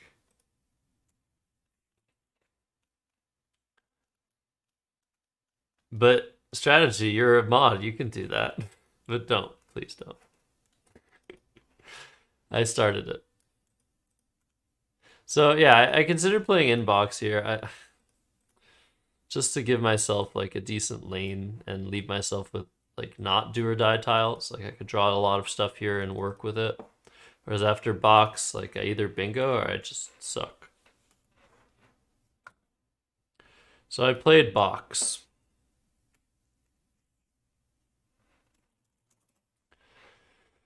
And then Scott very quickly played Yappier.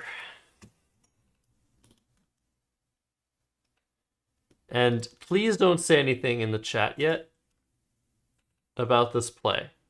So I have to go through a very long-winded explanation about what's going on here. Scott put Yappier on the board, and I said hold. And now I just have to wait for the ad break. You wait in awkward silence till the ad starts. He played Yappier and I said hold. And I started to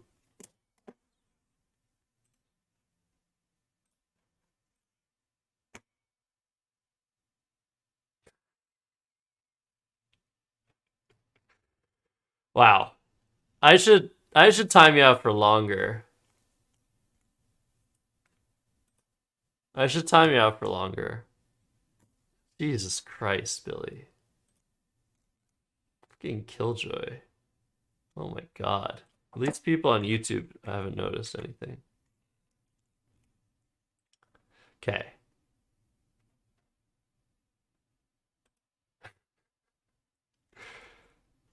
He plays Yapier. And I say hold and I start to try and remember.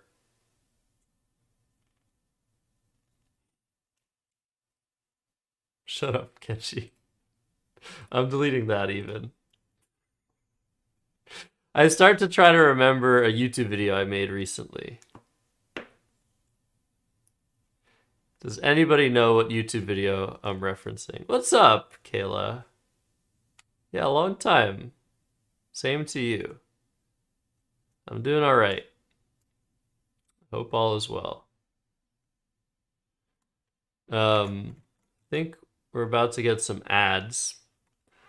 And when the ads start, I'm going to go get my carrot. Okay, ads have started. See you all very soon. I'll be back with a carrot. Let me do this.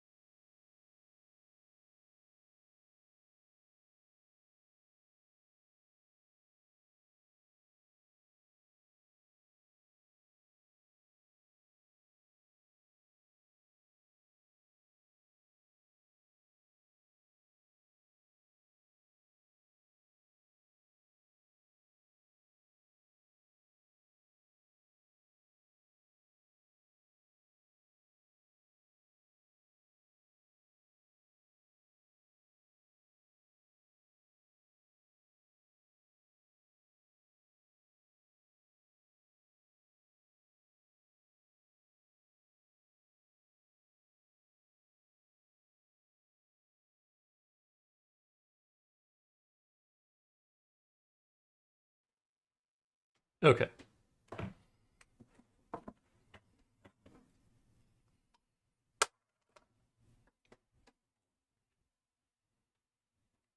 Here we go.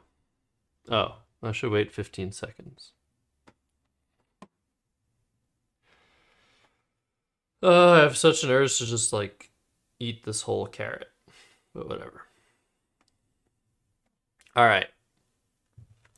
Here's for missing aspersor.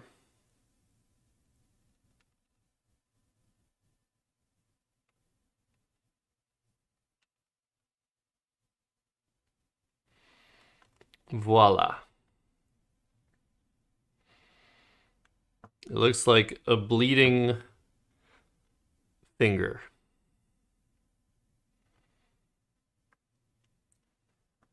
Sorry.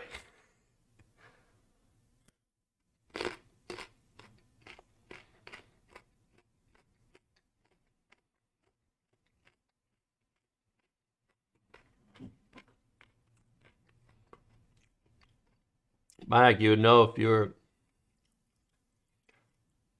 were subscribed. You would have seen me grab it.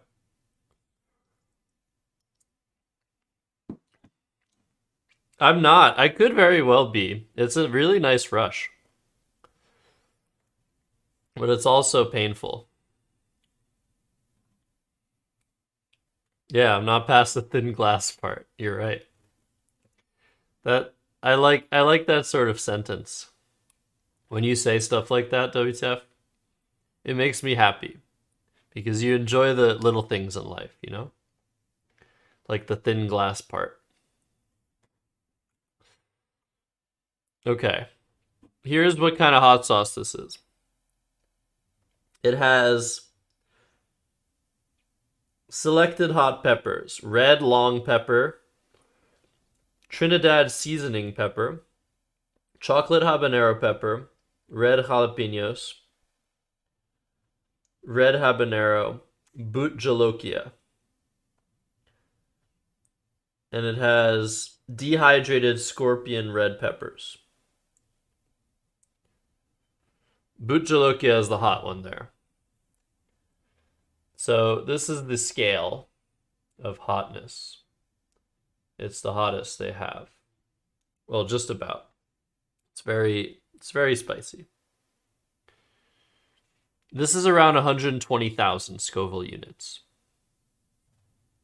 Zurex. But it's quite manageable.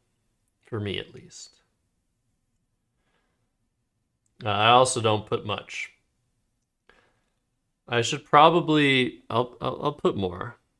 Because I haven't felt that much from it.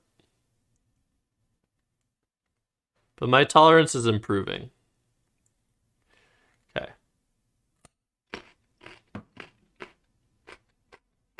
Hello, PB.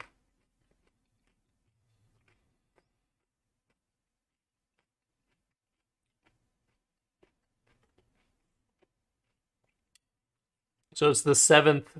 It's like the seventh hot sauce in the hot ones. Current season. 7 out of 10. The 3 hotter ones. One is only slightly hotter. The other 2 are much hotter. Thin glass part. This part. Okay, there you go. That one's hitting. That one's hitting a bit more. Okay, so let me tell this story without anybody barging in. I'm sorry for those that already had this story spoiled by Binac.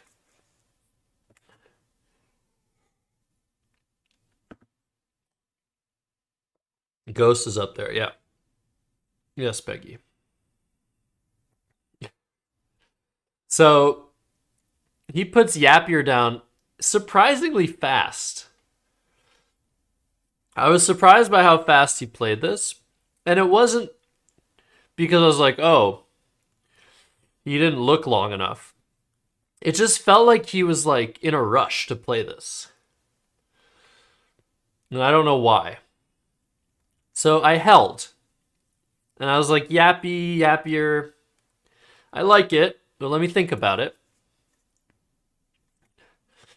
And I started to try and remember. This is my rack, by the way.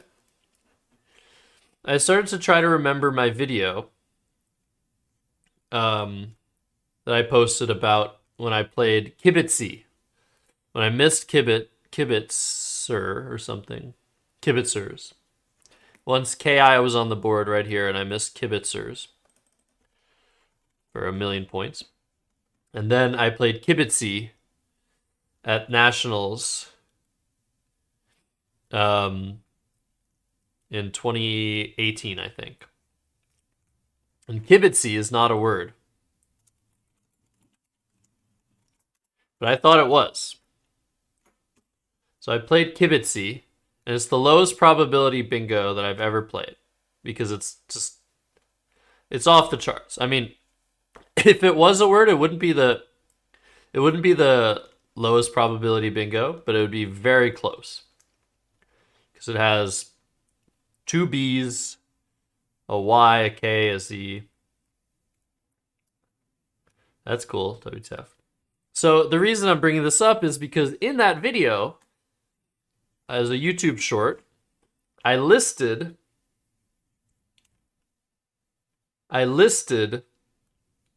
all of the words that are like kibitzy, that mean to talk and that mean being talkative, talky. And among those words would have had to be yappy. Because I went through every single word that meant to laugh, and I checked if you could put a Y on it and make it an adjective. So I was like, this would be on that list, and I should remember if this is on that list. And to the best of my ability, I remembered that this was valid, and so I said, okay, I accept, and went on to play my bingo of instills. There is something to be said, is if I lose a turn on Yappier, not only am I in a terrible position, but my bingos of instills might get blocked. But it's not likely. That wasn't a big concern of mine. It was just whether or not this is a word. And the fact that he played it so fast, to me, was like, maybe he's not sure it's a word. Like, why did he do it? Why was he in such a hurry to play this? So I ended up playing instills up here. No, down here. Because I didn't want to set up all this junk here. And then I played instills, and I started drawing my tiles, and realized that even if I thought Yappier might not be a word, fuck's sake, I have to let it go. And I can finally get to the point after 2 separate VIPs on my channel won't let me finish my story without spoiling it, that if I challenge this off the board and play instills, he's probably going to play the triple asperity, which is a word that he had available. You were there, Luckbox Lids. You have no excuse for spoiling it. You were there. So I realized that I should not have even been holding his play. Because if I challenge off his 81-point play and I play 61 points, and then he plays asperity, how much does that score? That scores 167. So, I will be far worse off challenging this if he finds his triple.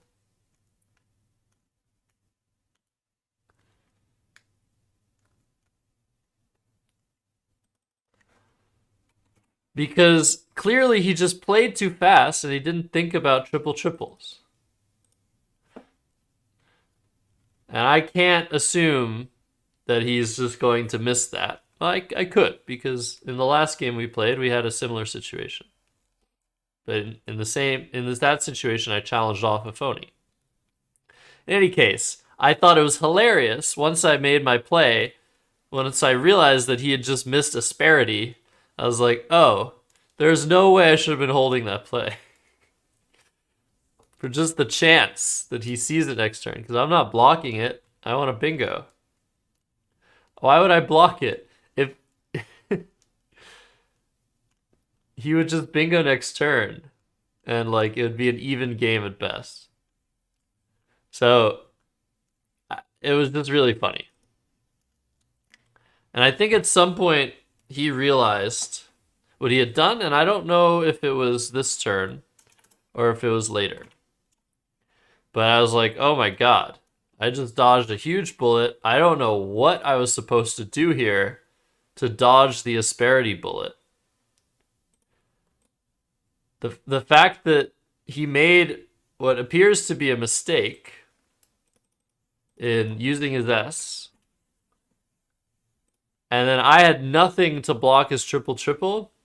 That's the sort of Scrabble situation that I kind of like try to forget exists. I try to forget that this is possible. That it's possible for you to make 2 optimal plays, assuming they're optimal, and then be down 150 points the next turn.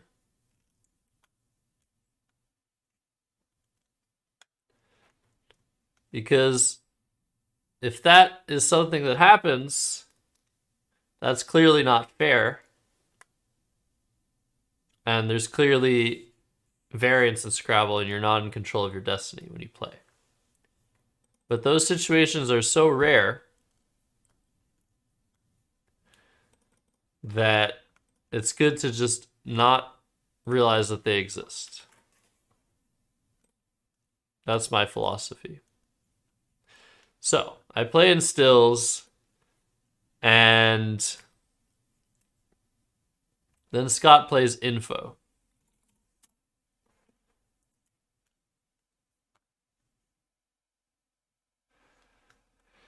And, yeah. I challenge.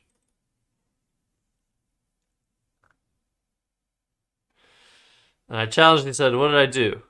What happened? What did I do?" And he's like, "Oh, shit."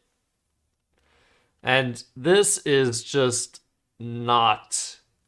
And you can laugh about it, be like, "Oh my god, what a story. Ha ha ha. Unfortunate." It's just not, like, this is not the way you want to win a Scrabble game. You have to challenge, and you have to just say, "Sorry, man." Because that's how it works. Those be the rules. No, only if it's Cesar. Bionic, if it's Cesar, I'll do that. But, of course, you might notice that this I is a blank, and that is the reason that he did that, because of the blank every single time. It's always the blank. Causes people to play phony twos. So, if we go back, you see the problem.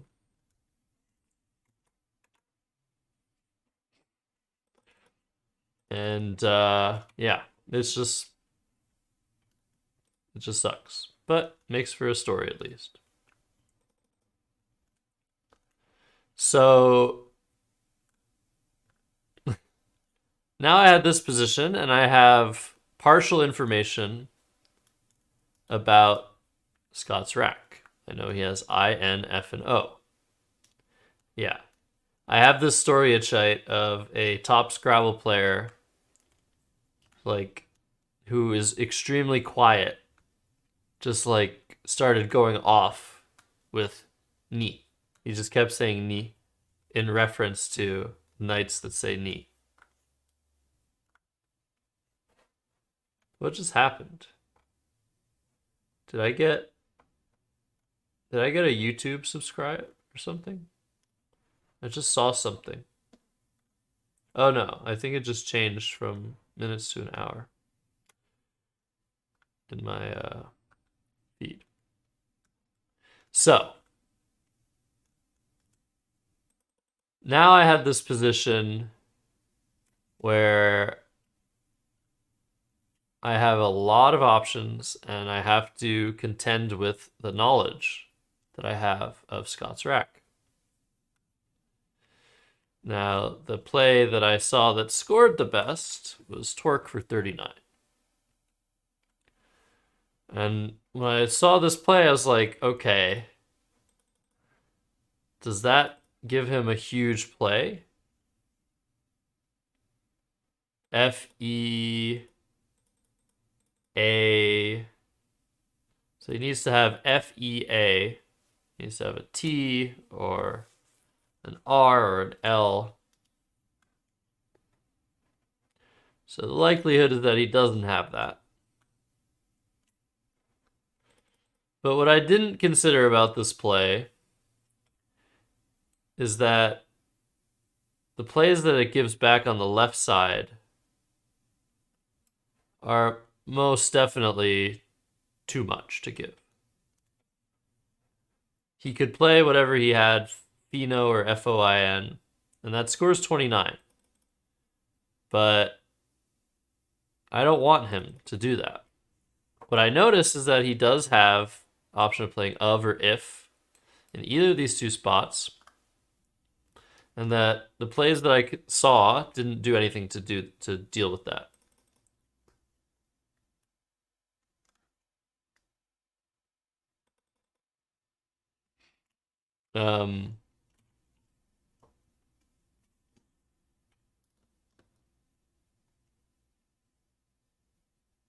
Oh my God.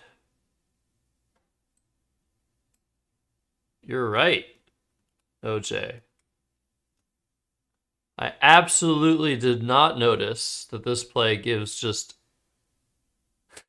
an even better spot for, it's not better. 37 points for info.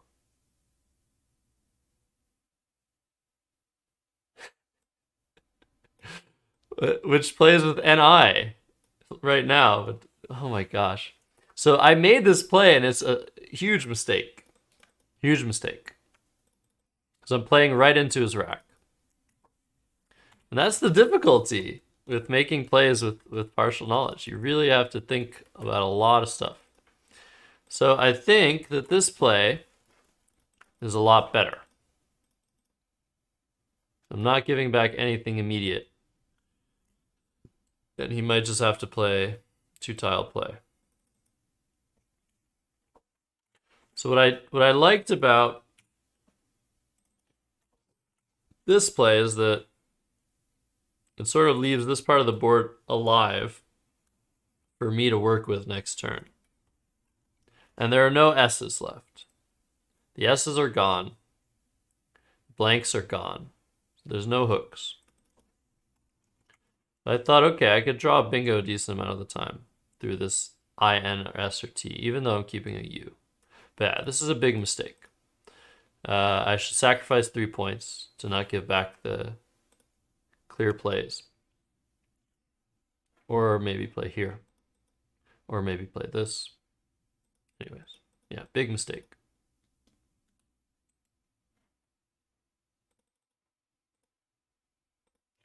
And it seems like he didn't notice that I gave him a spot for info, because he played foci. But maybe it was better for him to keep the N anyway. But suddenly, my position isn't great. He's missed a triple-triple, he's played a phony 2, and I've just played right into his rack. And I realized this is a mistake. Like, okay, but still feel like I should win this game. I played churn. I saw non-such as well. Figured it wasn't worth getting rid of good letters.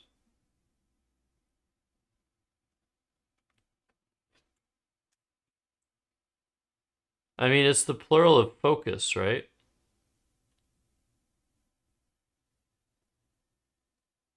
So I would pronounce it foci. So I played churn. And he plays vouch. But luckily for me, this would like really annoy me, but I drew into this rack. So I have a bingo. Play odonates. And now I'm in very good shape. But there are still threats. There's still this S. He could triple-triple. Could play a bingo through this I. There's spots for him to go.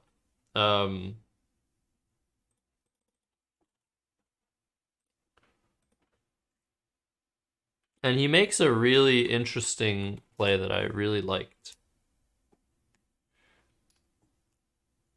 Foci? Why is Fo Chi the logical one?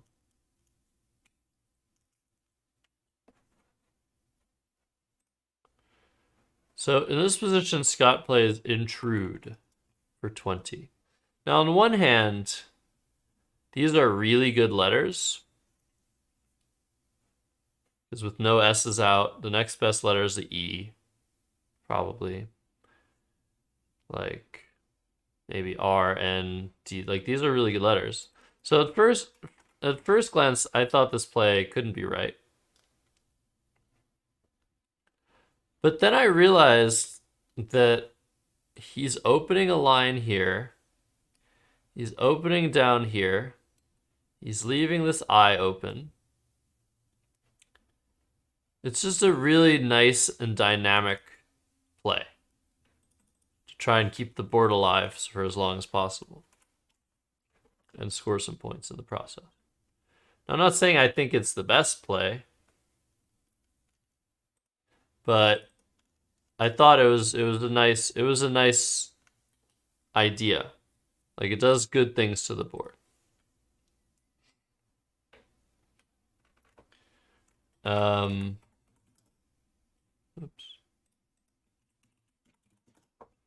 I had this rack, and I was gonna play Gael. Then he played the last U. I realized that unless I redraw an A, my Q is pretty bad. So I have Qua right now, which I was also considering doing to maybe set up like high scoring Aqua play. But I decided I'd just play Kanat, which partially blocks this I and blocks this F column. And GLY is still pretty good, pretty useful letters to keep. I also considered playing Aqua to try and draw into a really nice triple letter score play both ways. Now, G is not good. It's not the worst thing here. But Aqua seemed pretty interesting. And the more, yeah, I don't know. I think maybe I should have done this. Because at the very least, I have Logi. But that sets up Ology. Huh. Get Boogie. I'm not drawing a lot of stuff here is the problem.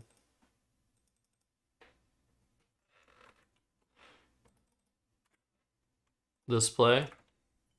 Setting up Cot. Yeah, it's a good play. Anyways, I went with Kanat. Let's try and start clamping down on everything. What I want to do next move is play through this E and really just eliminate everything. Exhaust everything on this board other than this S.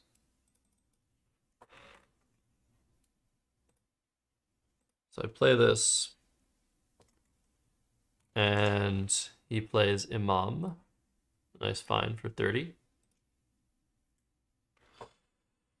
And I was on the cusp of winning this game. I'm up 30 points almost. And I saw a nice play from the S and Zanies. But I had to be sure it was a word.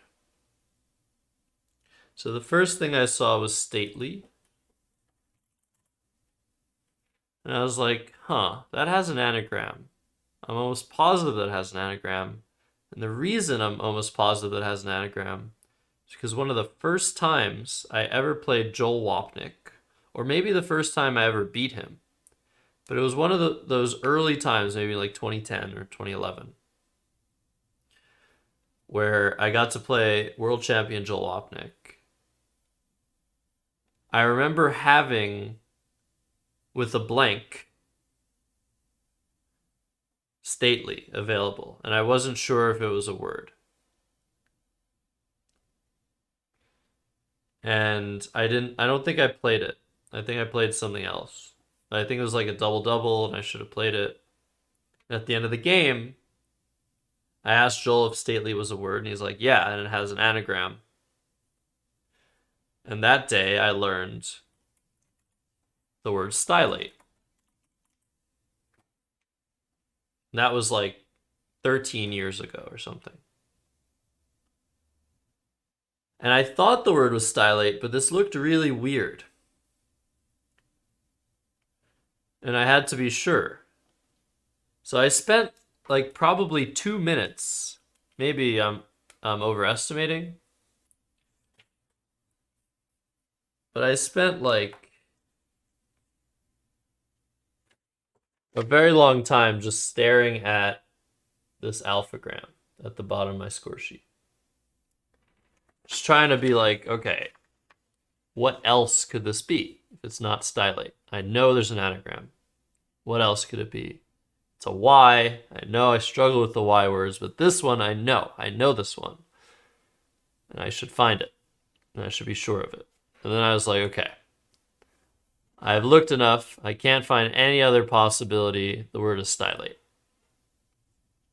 Then Scott held and challenged. And that was it, pretty much. That was the tournament. But I tried hard to, like, almost choke. In this position, I'm still not out of the woods, totally. I'm up 70. And I kind of want to... I want to eliminate as much counterplay as possible. I did leave a G, I know, and now I have 2. No, this is not my rack.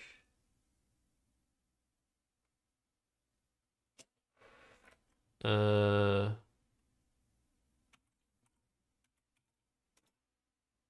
this is my rack. So I saw vegged, and I don't know, I got a little spooked by like crazy possible words here with intruder and scoring through the V and like 9s, and this. I was mostly just concerned with this thing. But this play has to just win, I think. I saw Igged and I was like, okay, this might give back jail or something. So I was basically just like freaking out over very rare scenarios that probably don't even win the game. And I ended up making this move of nagged, which is just such a horrible move for spread. But I thought that it blocked the most bingos out of anything that I saw. And he doesn't have a bingo, right? Like, if he's challenging that, he probably doesn't have a bingo. But, yeah, whatever. I just did this thinking that it was good enough. I should be able to survive against anything. But the main issue is that a play here might get played, and I might not be able to do anything about blocking. So I don't know. It might be very dubious to do this. But he plays oral. And I have like the worst tiles ever because that's what I deserve to have after the play I just made.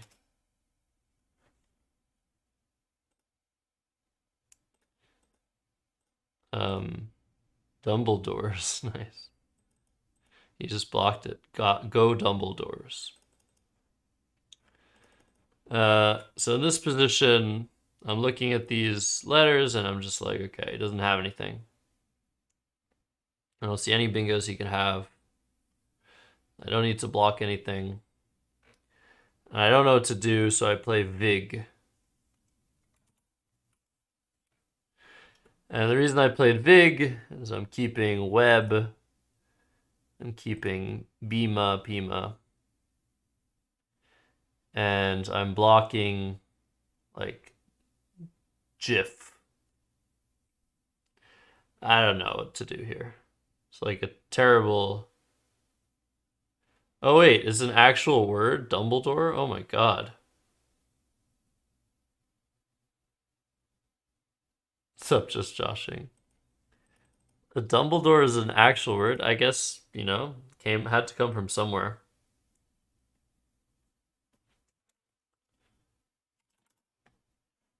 He played Jog. Oh, I have his full rack.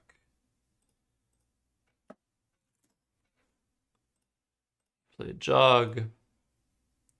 I had this rack and I played Weft.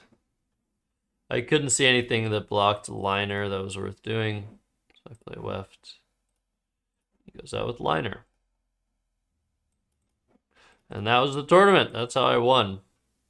Very ugly game 17, Atlantic City. I bow to you, my loyal viewers.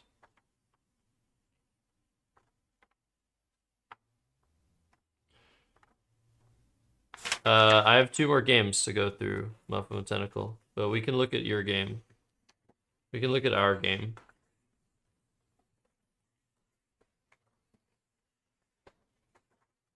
But these are 2 hilarious games.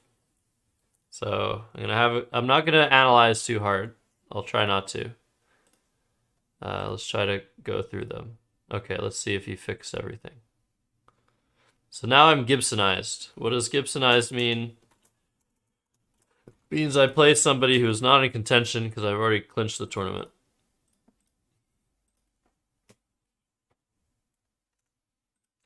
Someone got a Chris Schneider got away with Hagrid against me in New Orleans 2022. He played Hagrid and I was like, hold, that's fucking not a word, and I just couldn't challenge it. I was too weak. He was like, what do you mean, Hagrid? It's the past tense of Hagrid. Thank you, Peggy. In YouTube. I was like, yeah, that's not how that works. He's like, yeah, I rid the bus. I was like, no. That's not how English works. You rode the bus. He was trying to explain. It's like, hag-ridden. Hag-ridden is the word. Not hag-rid. You can't say I rid the bus, I rid the train. It's not English. I just hated it. I feel like I had to challenge, but I had like the win basically if I didn't challenge. Actually, I think I won that game by like 300 points. Anyways, horrible. I've let Hagrid go. So I'm playing Joe Petrie. Joe Petrie, I don't think many of you know who Joe Petrie is. Joe is a character and a half.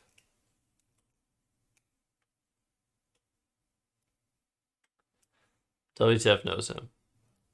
Joe has a very, very present personality.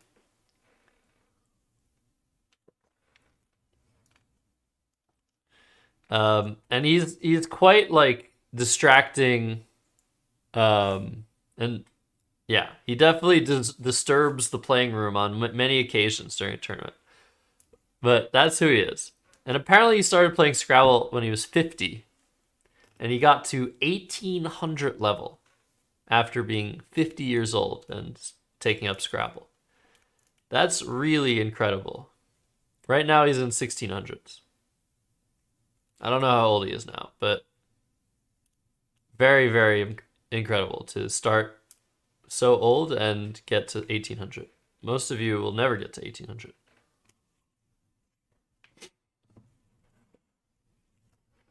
But he's also a character, and people yell at him to be quiet all the time. Ed Leepreed. Yeah, but Ed doesn't like... Ed doesn't just talk really loudly in the middle of the game. So, Joe starts drawing, and for some reason I see a U. So I know he has these. Oh, he fixed it. Look, he fixed it. Thank you, Cesar. He fixed it. And I see that he has a U. Yeah, I know, Blue Valley. And then he's just like, so I'm like, okay, I'm good. Like, he has a U. He's not going to bingo. And then he's like, this might be the only bingo I play on you this round. And I'm like, oh. And then he plays bingo.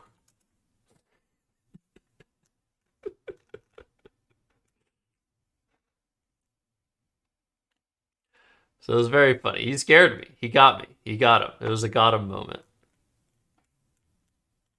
And what was funny is a few rounds prior to this, he was complaining that we didn't get to play. Because two years in a row, we were in the same division in Atlantic City. We never played. And so then I thought I convinced, well, I didn't convince Jason Keller, the director. I told Jason Keller, why don't I just play him? And Jason's like, I'm not gonna mess with the pairings. I'm not gonna set my own pairing. I'm like, come on, man. Like, he wants to play. Let's have us play. He's like, no. And then we were paired. So I don't know if Jason was just trying to act like he doesn't do it, or if it was just random that we were paired together.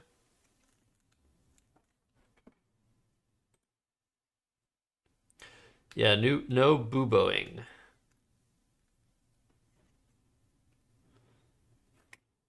So I have a very easy decision. I played Joe for 21. And then he gets rid of his U and plays dumb. I get to play my favorite word. Now, chat, class.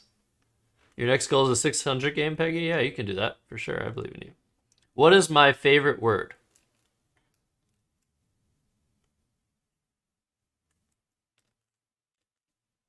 What is my favorite word? I have a YouTube video where the title is Playing My Favorite Word. Noah knows. Noah wins. Someone should gift a sub to Noah if somebody is generous enough.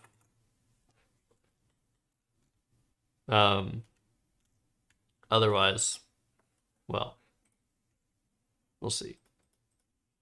Noah deserves to get gifted a sub for that. So Solar A, that's my favorite word because I played it 2 Nationals games in a row. Yeah, if someone gives Noah a sub, I'll drink hot sauce. But I did miss a bingo this game, so I'm going to drink hot sauce anyway. He plays darn. And I have this really boring rack.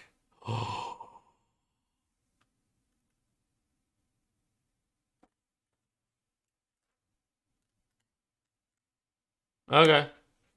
Well, happening earlier than I expected. Wow. We're missing Hennequin.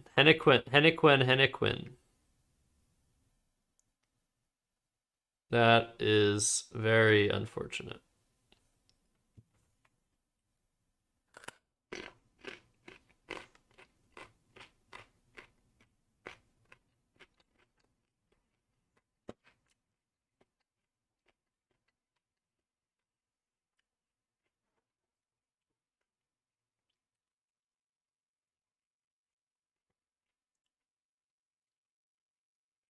Wow, no one gifting Noah a sub?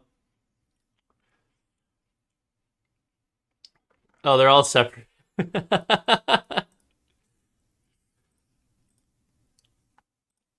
Damn it.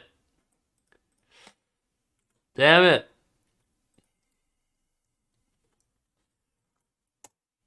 Oh, man. So sad.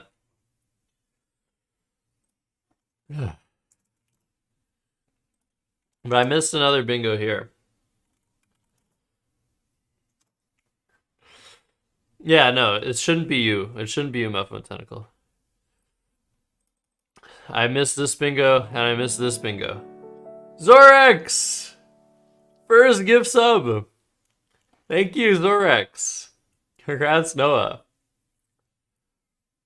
Man. Awesome. I missed 2 bingos here. I saw lenience. I didn't want to play it. I wanted to play no lenience, no mercy. But I missed eyeliner and delineate. So, does that mean do I take a big one or do I take 2 separate ones? Big one or 2 separate ones? I have 1 more carrot. Big one? Okay, then I have to put it on this way, maybe? No, that's going to fall off. You put it on this side.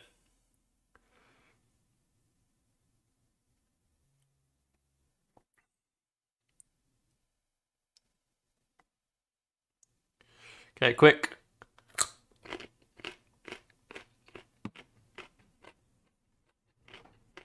Oh, a big one.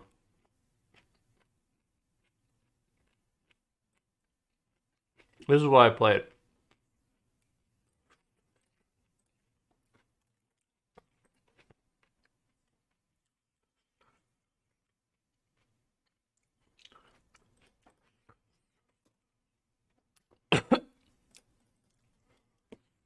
Oh, man. He plays QI missing cot. It's probably a better play, QI.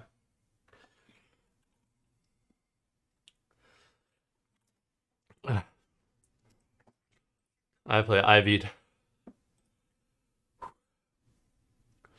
And then he plays the best plays of all time. LO for 2. Oh my god. I'm having a moment. And then I miss was for 50. What the fuck? What the fuck just happened? I played this. Excuse me? Excuse me? More hot sauce. For that? What? Very confused. Oh my god.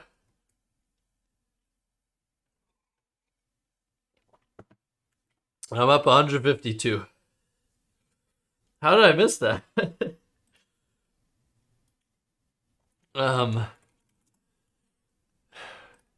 He plays Taurine as only bingo.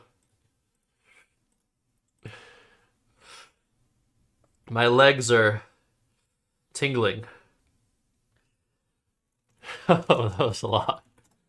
Wow. I play Yap instead of Yaps. Conscious choice.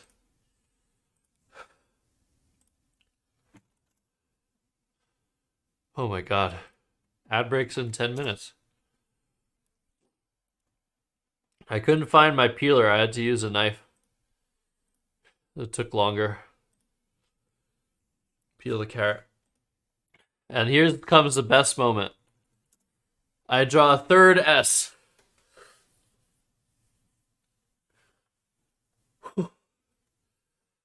Oh my god.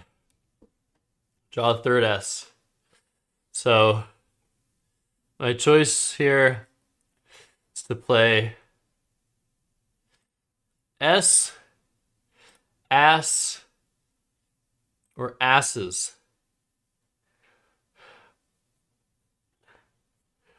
And S keeps AEIS, yeah, but there are lots of A's to draw and only 1 E. And this is funnier. So I decided to play ass for 40, and he was freaking out. He is freaking the fuck out on this play. It's like, what the fuck? You must have the other S. What is going on? It's ridiculous. He has a blank. What is he doing? And then he plays Toll. And Yeah, I draw the blank. So I could have played fairies, which is safer, but I decided to play realize. No, I decided to play airiest to not open a triple triple. That will never get used. He he bingos and opens a triple triple with painter. No, he had paintier, but he wants to open triple triple. Tries to win. And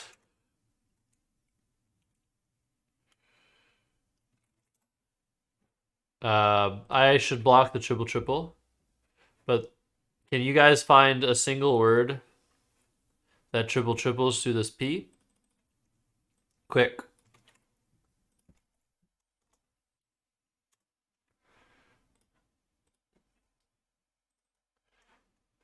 Can you triple triple through the P? Yeah, you should have played repaint.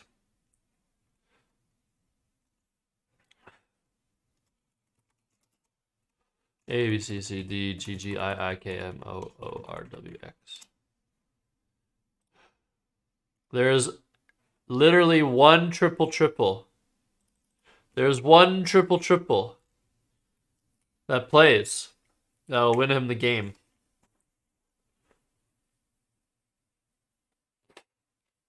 Find one triple triple. I let him have it. Oh my god, Chris, you're so close. Macropod. Macropod. Macropod plays for 194.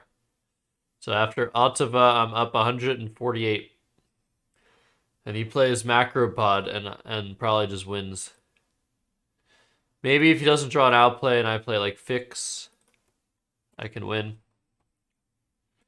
He said he didn't know the word Ottawa, but he let it go. And he played Pix.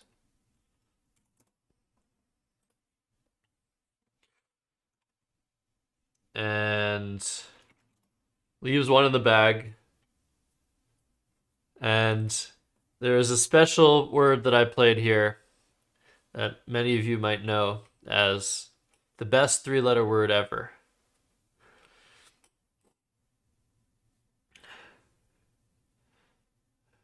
Yeah, you're right, IP Disciple. You're right.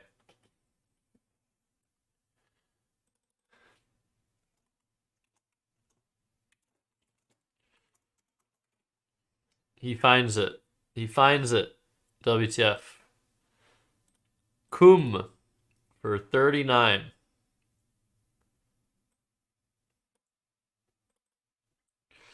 And he finds a nice play. No. He finds a nice play of Grok.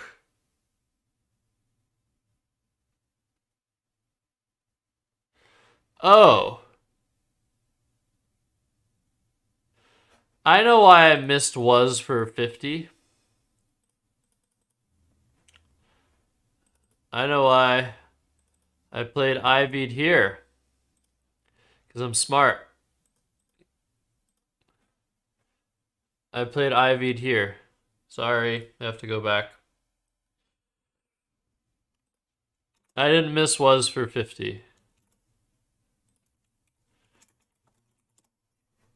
I'm just so much better than that. I didn't eat hot sauce for missing was. And he didn't miss paintier.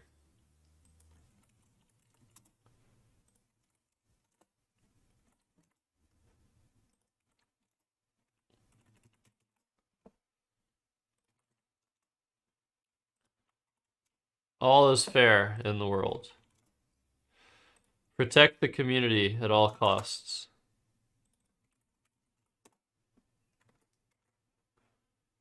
Oh, Peggy found Coom as well. Nice. All right. No, not this rack yet.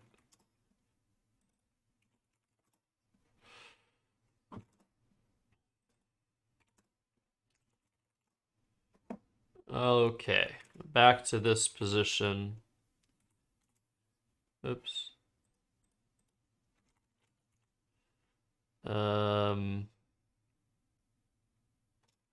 CGD. So he plays Grok. Good night. Good night, IPU Disciple. And here I played Boa. Amazing. Amazing double X-Clam play. Blocking Sig. Setting up If. Incredible play. He plays Con. And I play Phi. And the game ends 535, 372. And during this game, a lot of people told Joe to be quiet.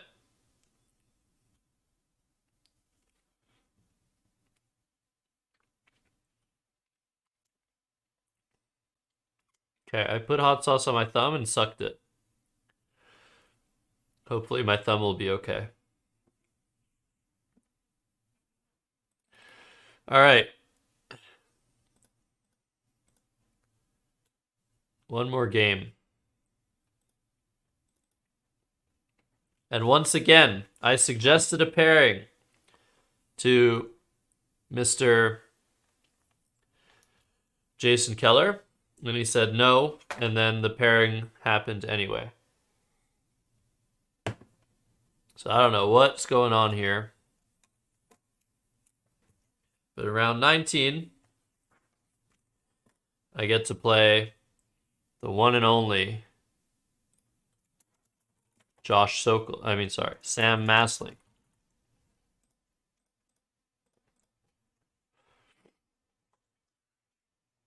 And I finally got my head out of my ass. Dish soap, I think. Yeah, I think it's American there. I got my head out of my ass and decided to just phony on purpose. Now here I could just play paging or gaping, but baggin is a better play. So I played baggin.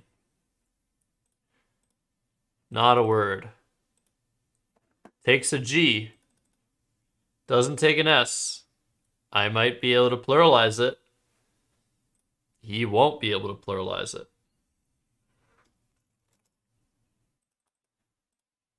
So, why did I phony on purpose? Because Sam is a young player. He doesn't know any words. If he's younger than me, he doesn't know any words. That's how it works. Except if his name is Jackson. Or Mac. Or a number of other players that know more words than me. Josh C. Yeah, Josh C. also. But Sam's different generation. He's younger generation. Josh C. Even though he's like the same age. I group people into completely random generations. So he plays Jurl, and I'm very sad because now this hook is not really a thing. And I think I probably screwed up here. I played Zep instead of Pincer. Yeah, Baggins. I thought you were going to bed, IPU Disciple. I played Zep instead of Pincer. I don't know. It's probably a better play, but a less practical play. Baggins's, yeah. Collins's. Plays Door. I play Q.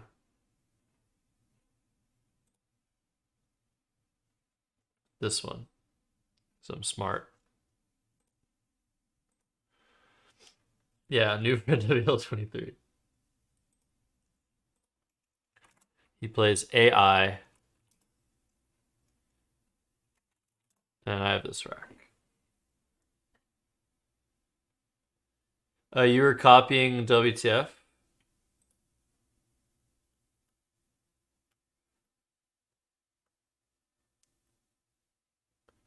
Oh, I see now. I see. Sorry, I misunderstood. Okay, what do you do in this situation? What do you play? Do you play Eco? WTF, you play Eco? He's gonna say JA in 3, 2, 1. Nope. He didn't say JA, he said sure.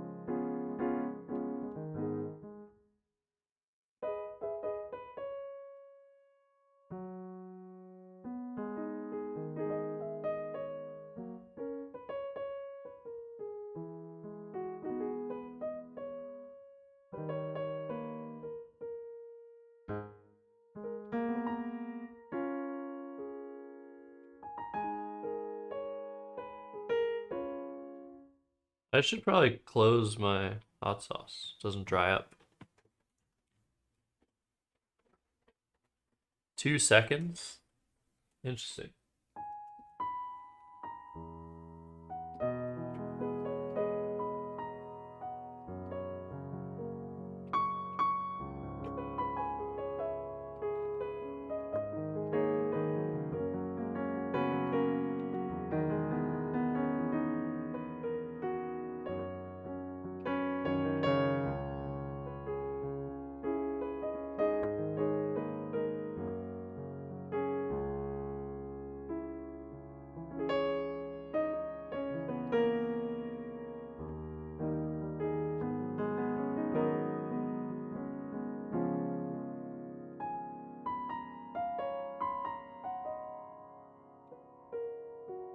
Oh, is it like a...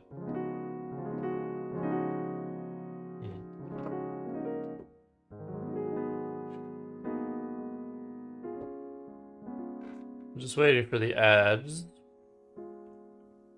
Then we'll continue.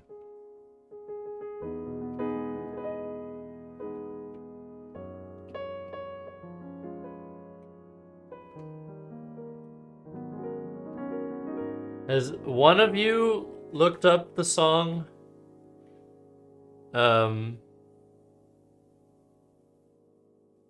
Erase Me yet? Nobody, right? Oh, what's up, Sean Fadestar?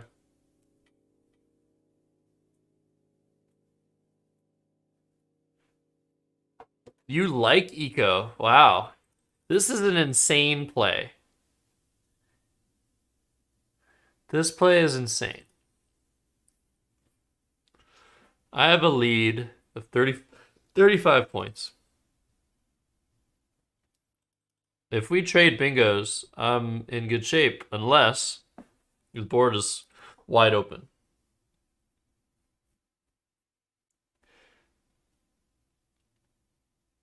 Yeah, Sean Fadestar. Why are you saying that in all caps? Yeah, I should play for fun. But he just played AI. He's super close. I don't even know if he has an S. Like, this lane isn't good for me. Really? Yeah, that's a crazy play. I should have played it though. I had no guts. It's probably not the right key, Sean. I don't know if you have perfect pitch or anything. But yeah, I should have done this. Yeah, I just listened to it, Sean Face Arts. It's interesting. I liked it. Here I exchanged strategy. How do you feel? How do you feel about me exchanging here? I didn't see this play. This play I would have made, I think. This play I would have made if I had seen it.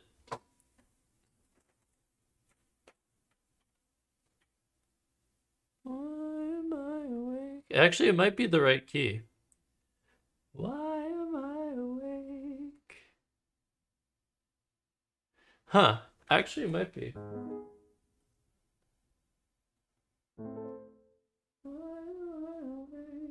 That one sounds good too. It's one of these. Why am I awake? Yeah, this might be it.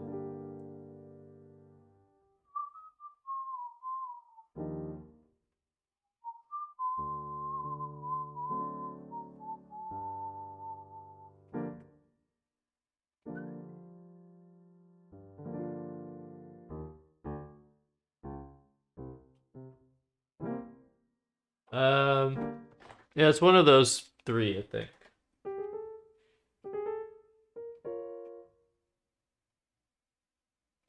Who knows? Oh, you're actually leaving now. IPU Disciple. Oh, it's Valentine's Day! Oh my god, I forgot. I forgot it's Valentine's Day. Thank you for reminding me.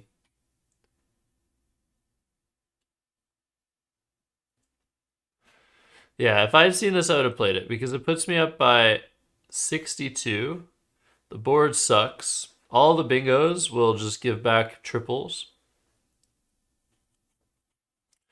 Thank you, Muffin with Tentacle. Happy Valentine's Day to you too. All the bingos give up triples, and AEI is the best leave in the world, right? We've talked about that before. Senesio. Oh, beautiful. Yeah, if you're going to play Eco, you should just play Senesio. Okay, I exchanged keeping AENS. I'm just trying to play safe. It didn't work. It did not work. He probably did have a T, but he played Ivy. Aw. He played Ivy, and to ANS I drew FWE. So now I'm just like, what the hell just happened? My rack is still bad. He set up Tivy. I have no T. I'm like not doing well here. Do I play Few? Probably. But then I was just like, nah. Now I'm pissed. That's what I said in the game. Now I'm pissed, and I played Fence. And then he played Diester.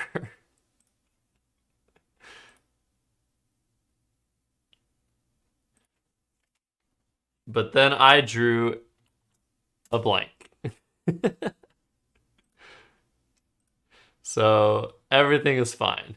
I play Onwards. He plays Hoot. Tivy doesn't even happen.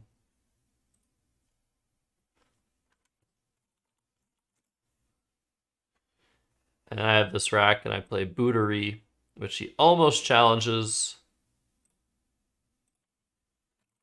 But then he bingos again with Lettiest.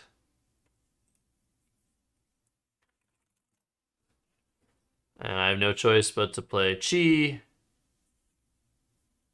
There's no future for the Q on this board, so something like Wife doesn't get it done.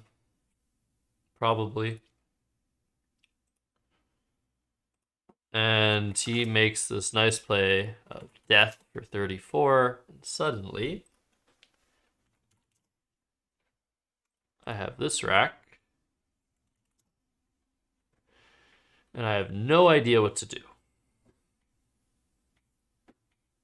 Please let me know if you have any ideas for me. I saw 2 plays. I hated both of them, but I played one of them.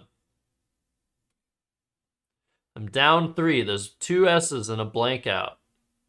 I have none of them.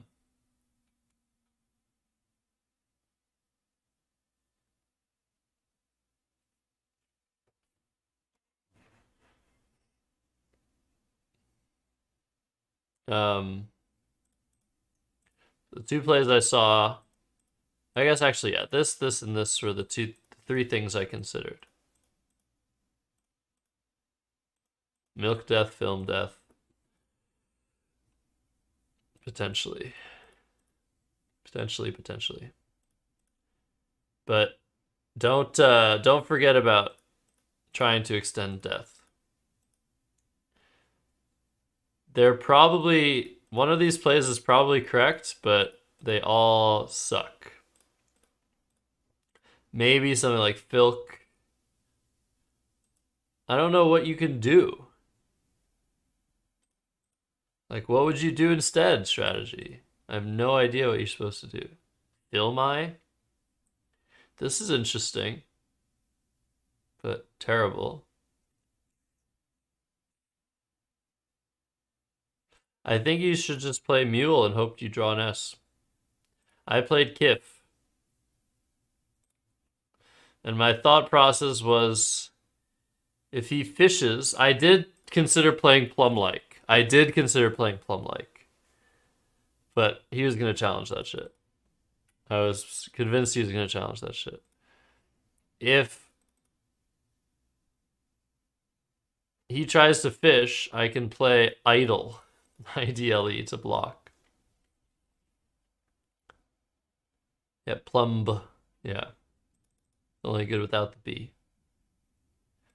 So that was my thinking. It's like, okay, if I don't want him to bingo, I can play Idle next turn, even though I'm up. I'm not even up, basically. He had the X and played Oxy. Blocking plays lose. And yeah, here we are. I'm about to lose to Sam Masling in the final round of Atlantic City. 17-2 would have been great. 16-3, kind of underwhelming. Not going to gain that much rating. I'm not going to become the top-rated player in North America again. Not going to surpass Jackson. But I'm going to win the tournament. So I decided to play Weevil, which is actually the only play you can make here, I think. Because this play reaches for an S or a blank, sets up a scoring spot that he can't do that much about. Doesn't have great plays there. And it scores points when I'm down. So I play this, and I draw an S, and I draw a blank. Yes, it's bad strategy. I appreciate that. He plays Ran.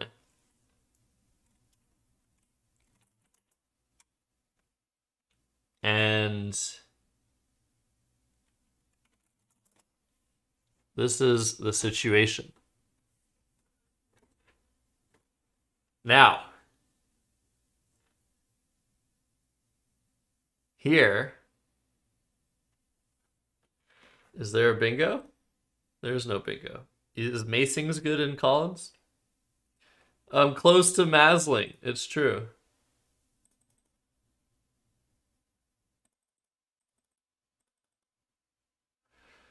Here's the situation. I'm totally dominating here. But I want to block Nutrias.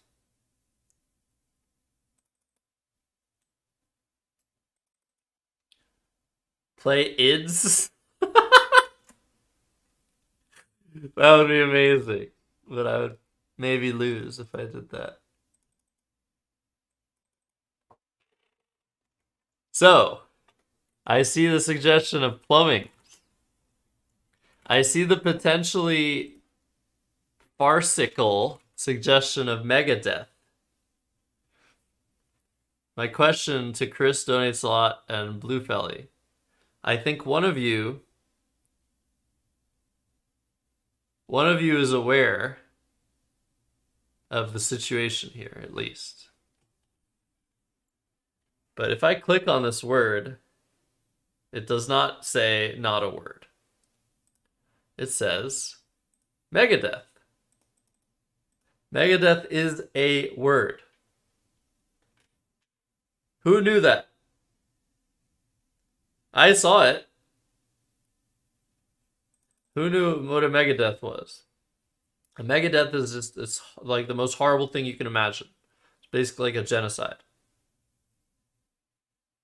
That's what a Megadeth is.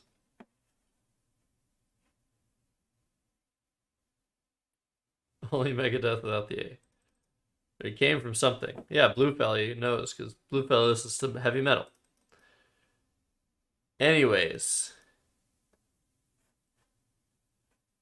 Basically, all you need to do here is block Nutrias. And go out next turn or score enough that it doesn't matter.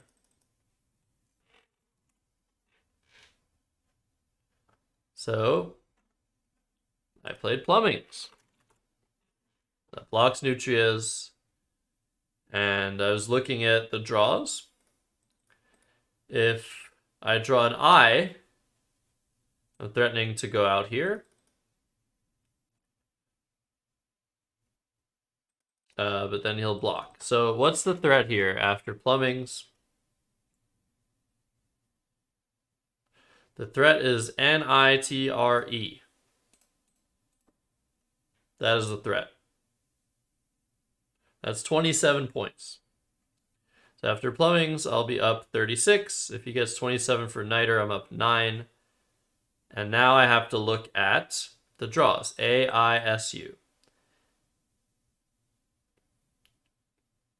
If I draw an I, what happens? If I draw an I win just barely. With, what was I looking at? Cams?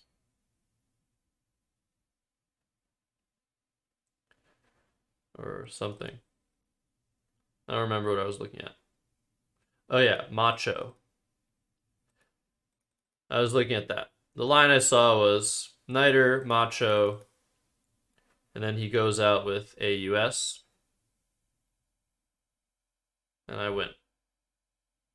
VAUS. 8, 9, 10, 12. Macho, 12. So I win by 7 in that line. If the U is in the bag, I have Muska. And if he tries to block Muska, I just go down here and block Niter. And I win. The S is in the bag, I win. And if the A is in the bag, I win. IUS is just terrible. But he has outplays of suit, whatever. What I liked is that a lot of the time, if he finds Niter and then he tries to win, he'll play like Delis and Baggins or something. And that'll score 0 points. So I play Plumbings and he challenges. Because he can't win.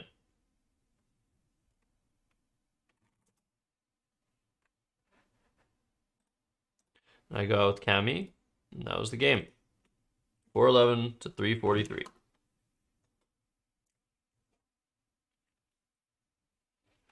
There you go. That's the tournament, folks. Hope you enjoyed, and I hope you learned a thing or two. 17 and 2. This propelled me back into first position on the leaderboard of North America. And it is my last ever NWL tournament. That's it. It's over. Finish on a high note. 17-2.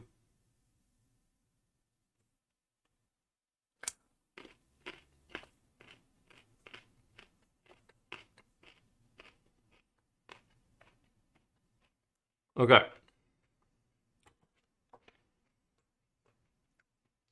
What were the positions we were supposed to look at?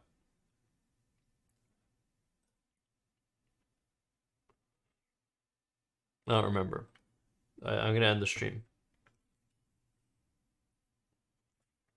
Yeah, I want to get some work done. Okay. Thank you, Blue Felly.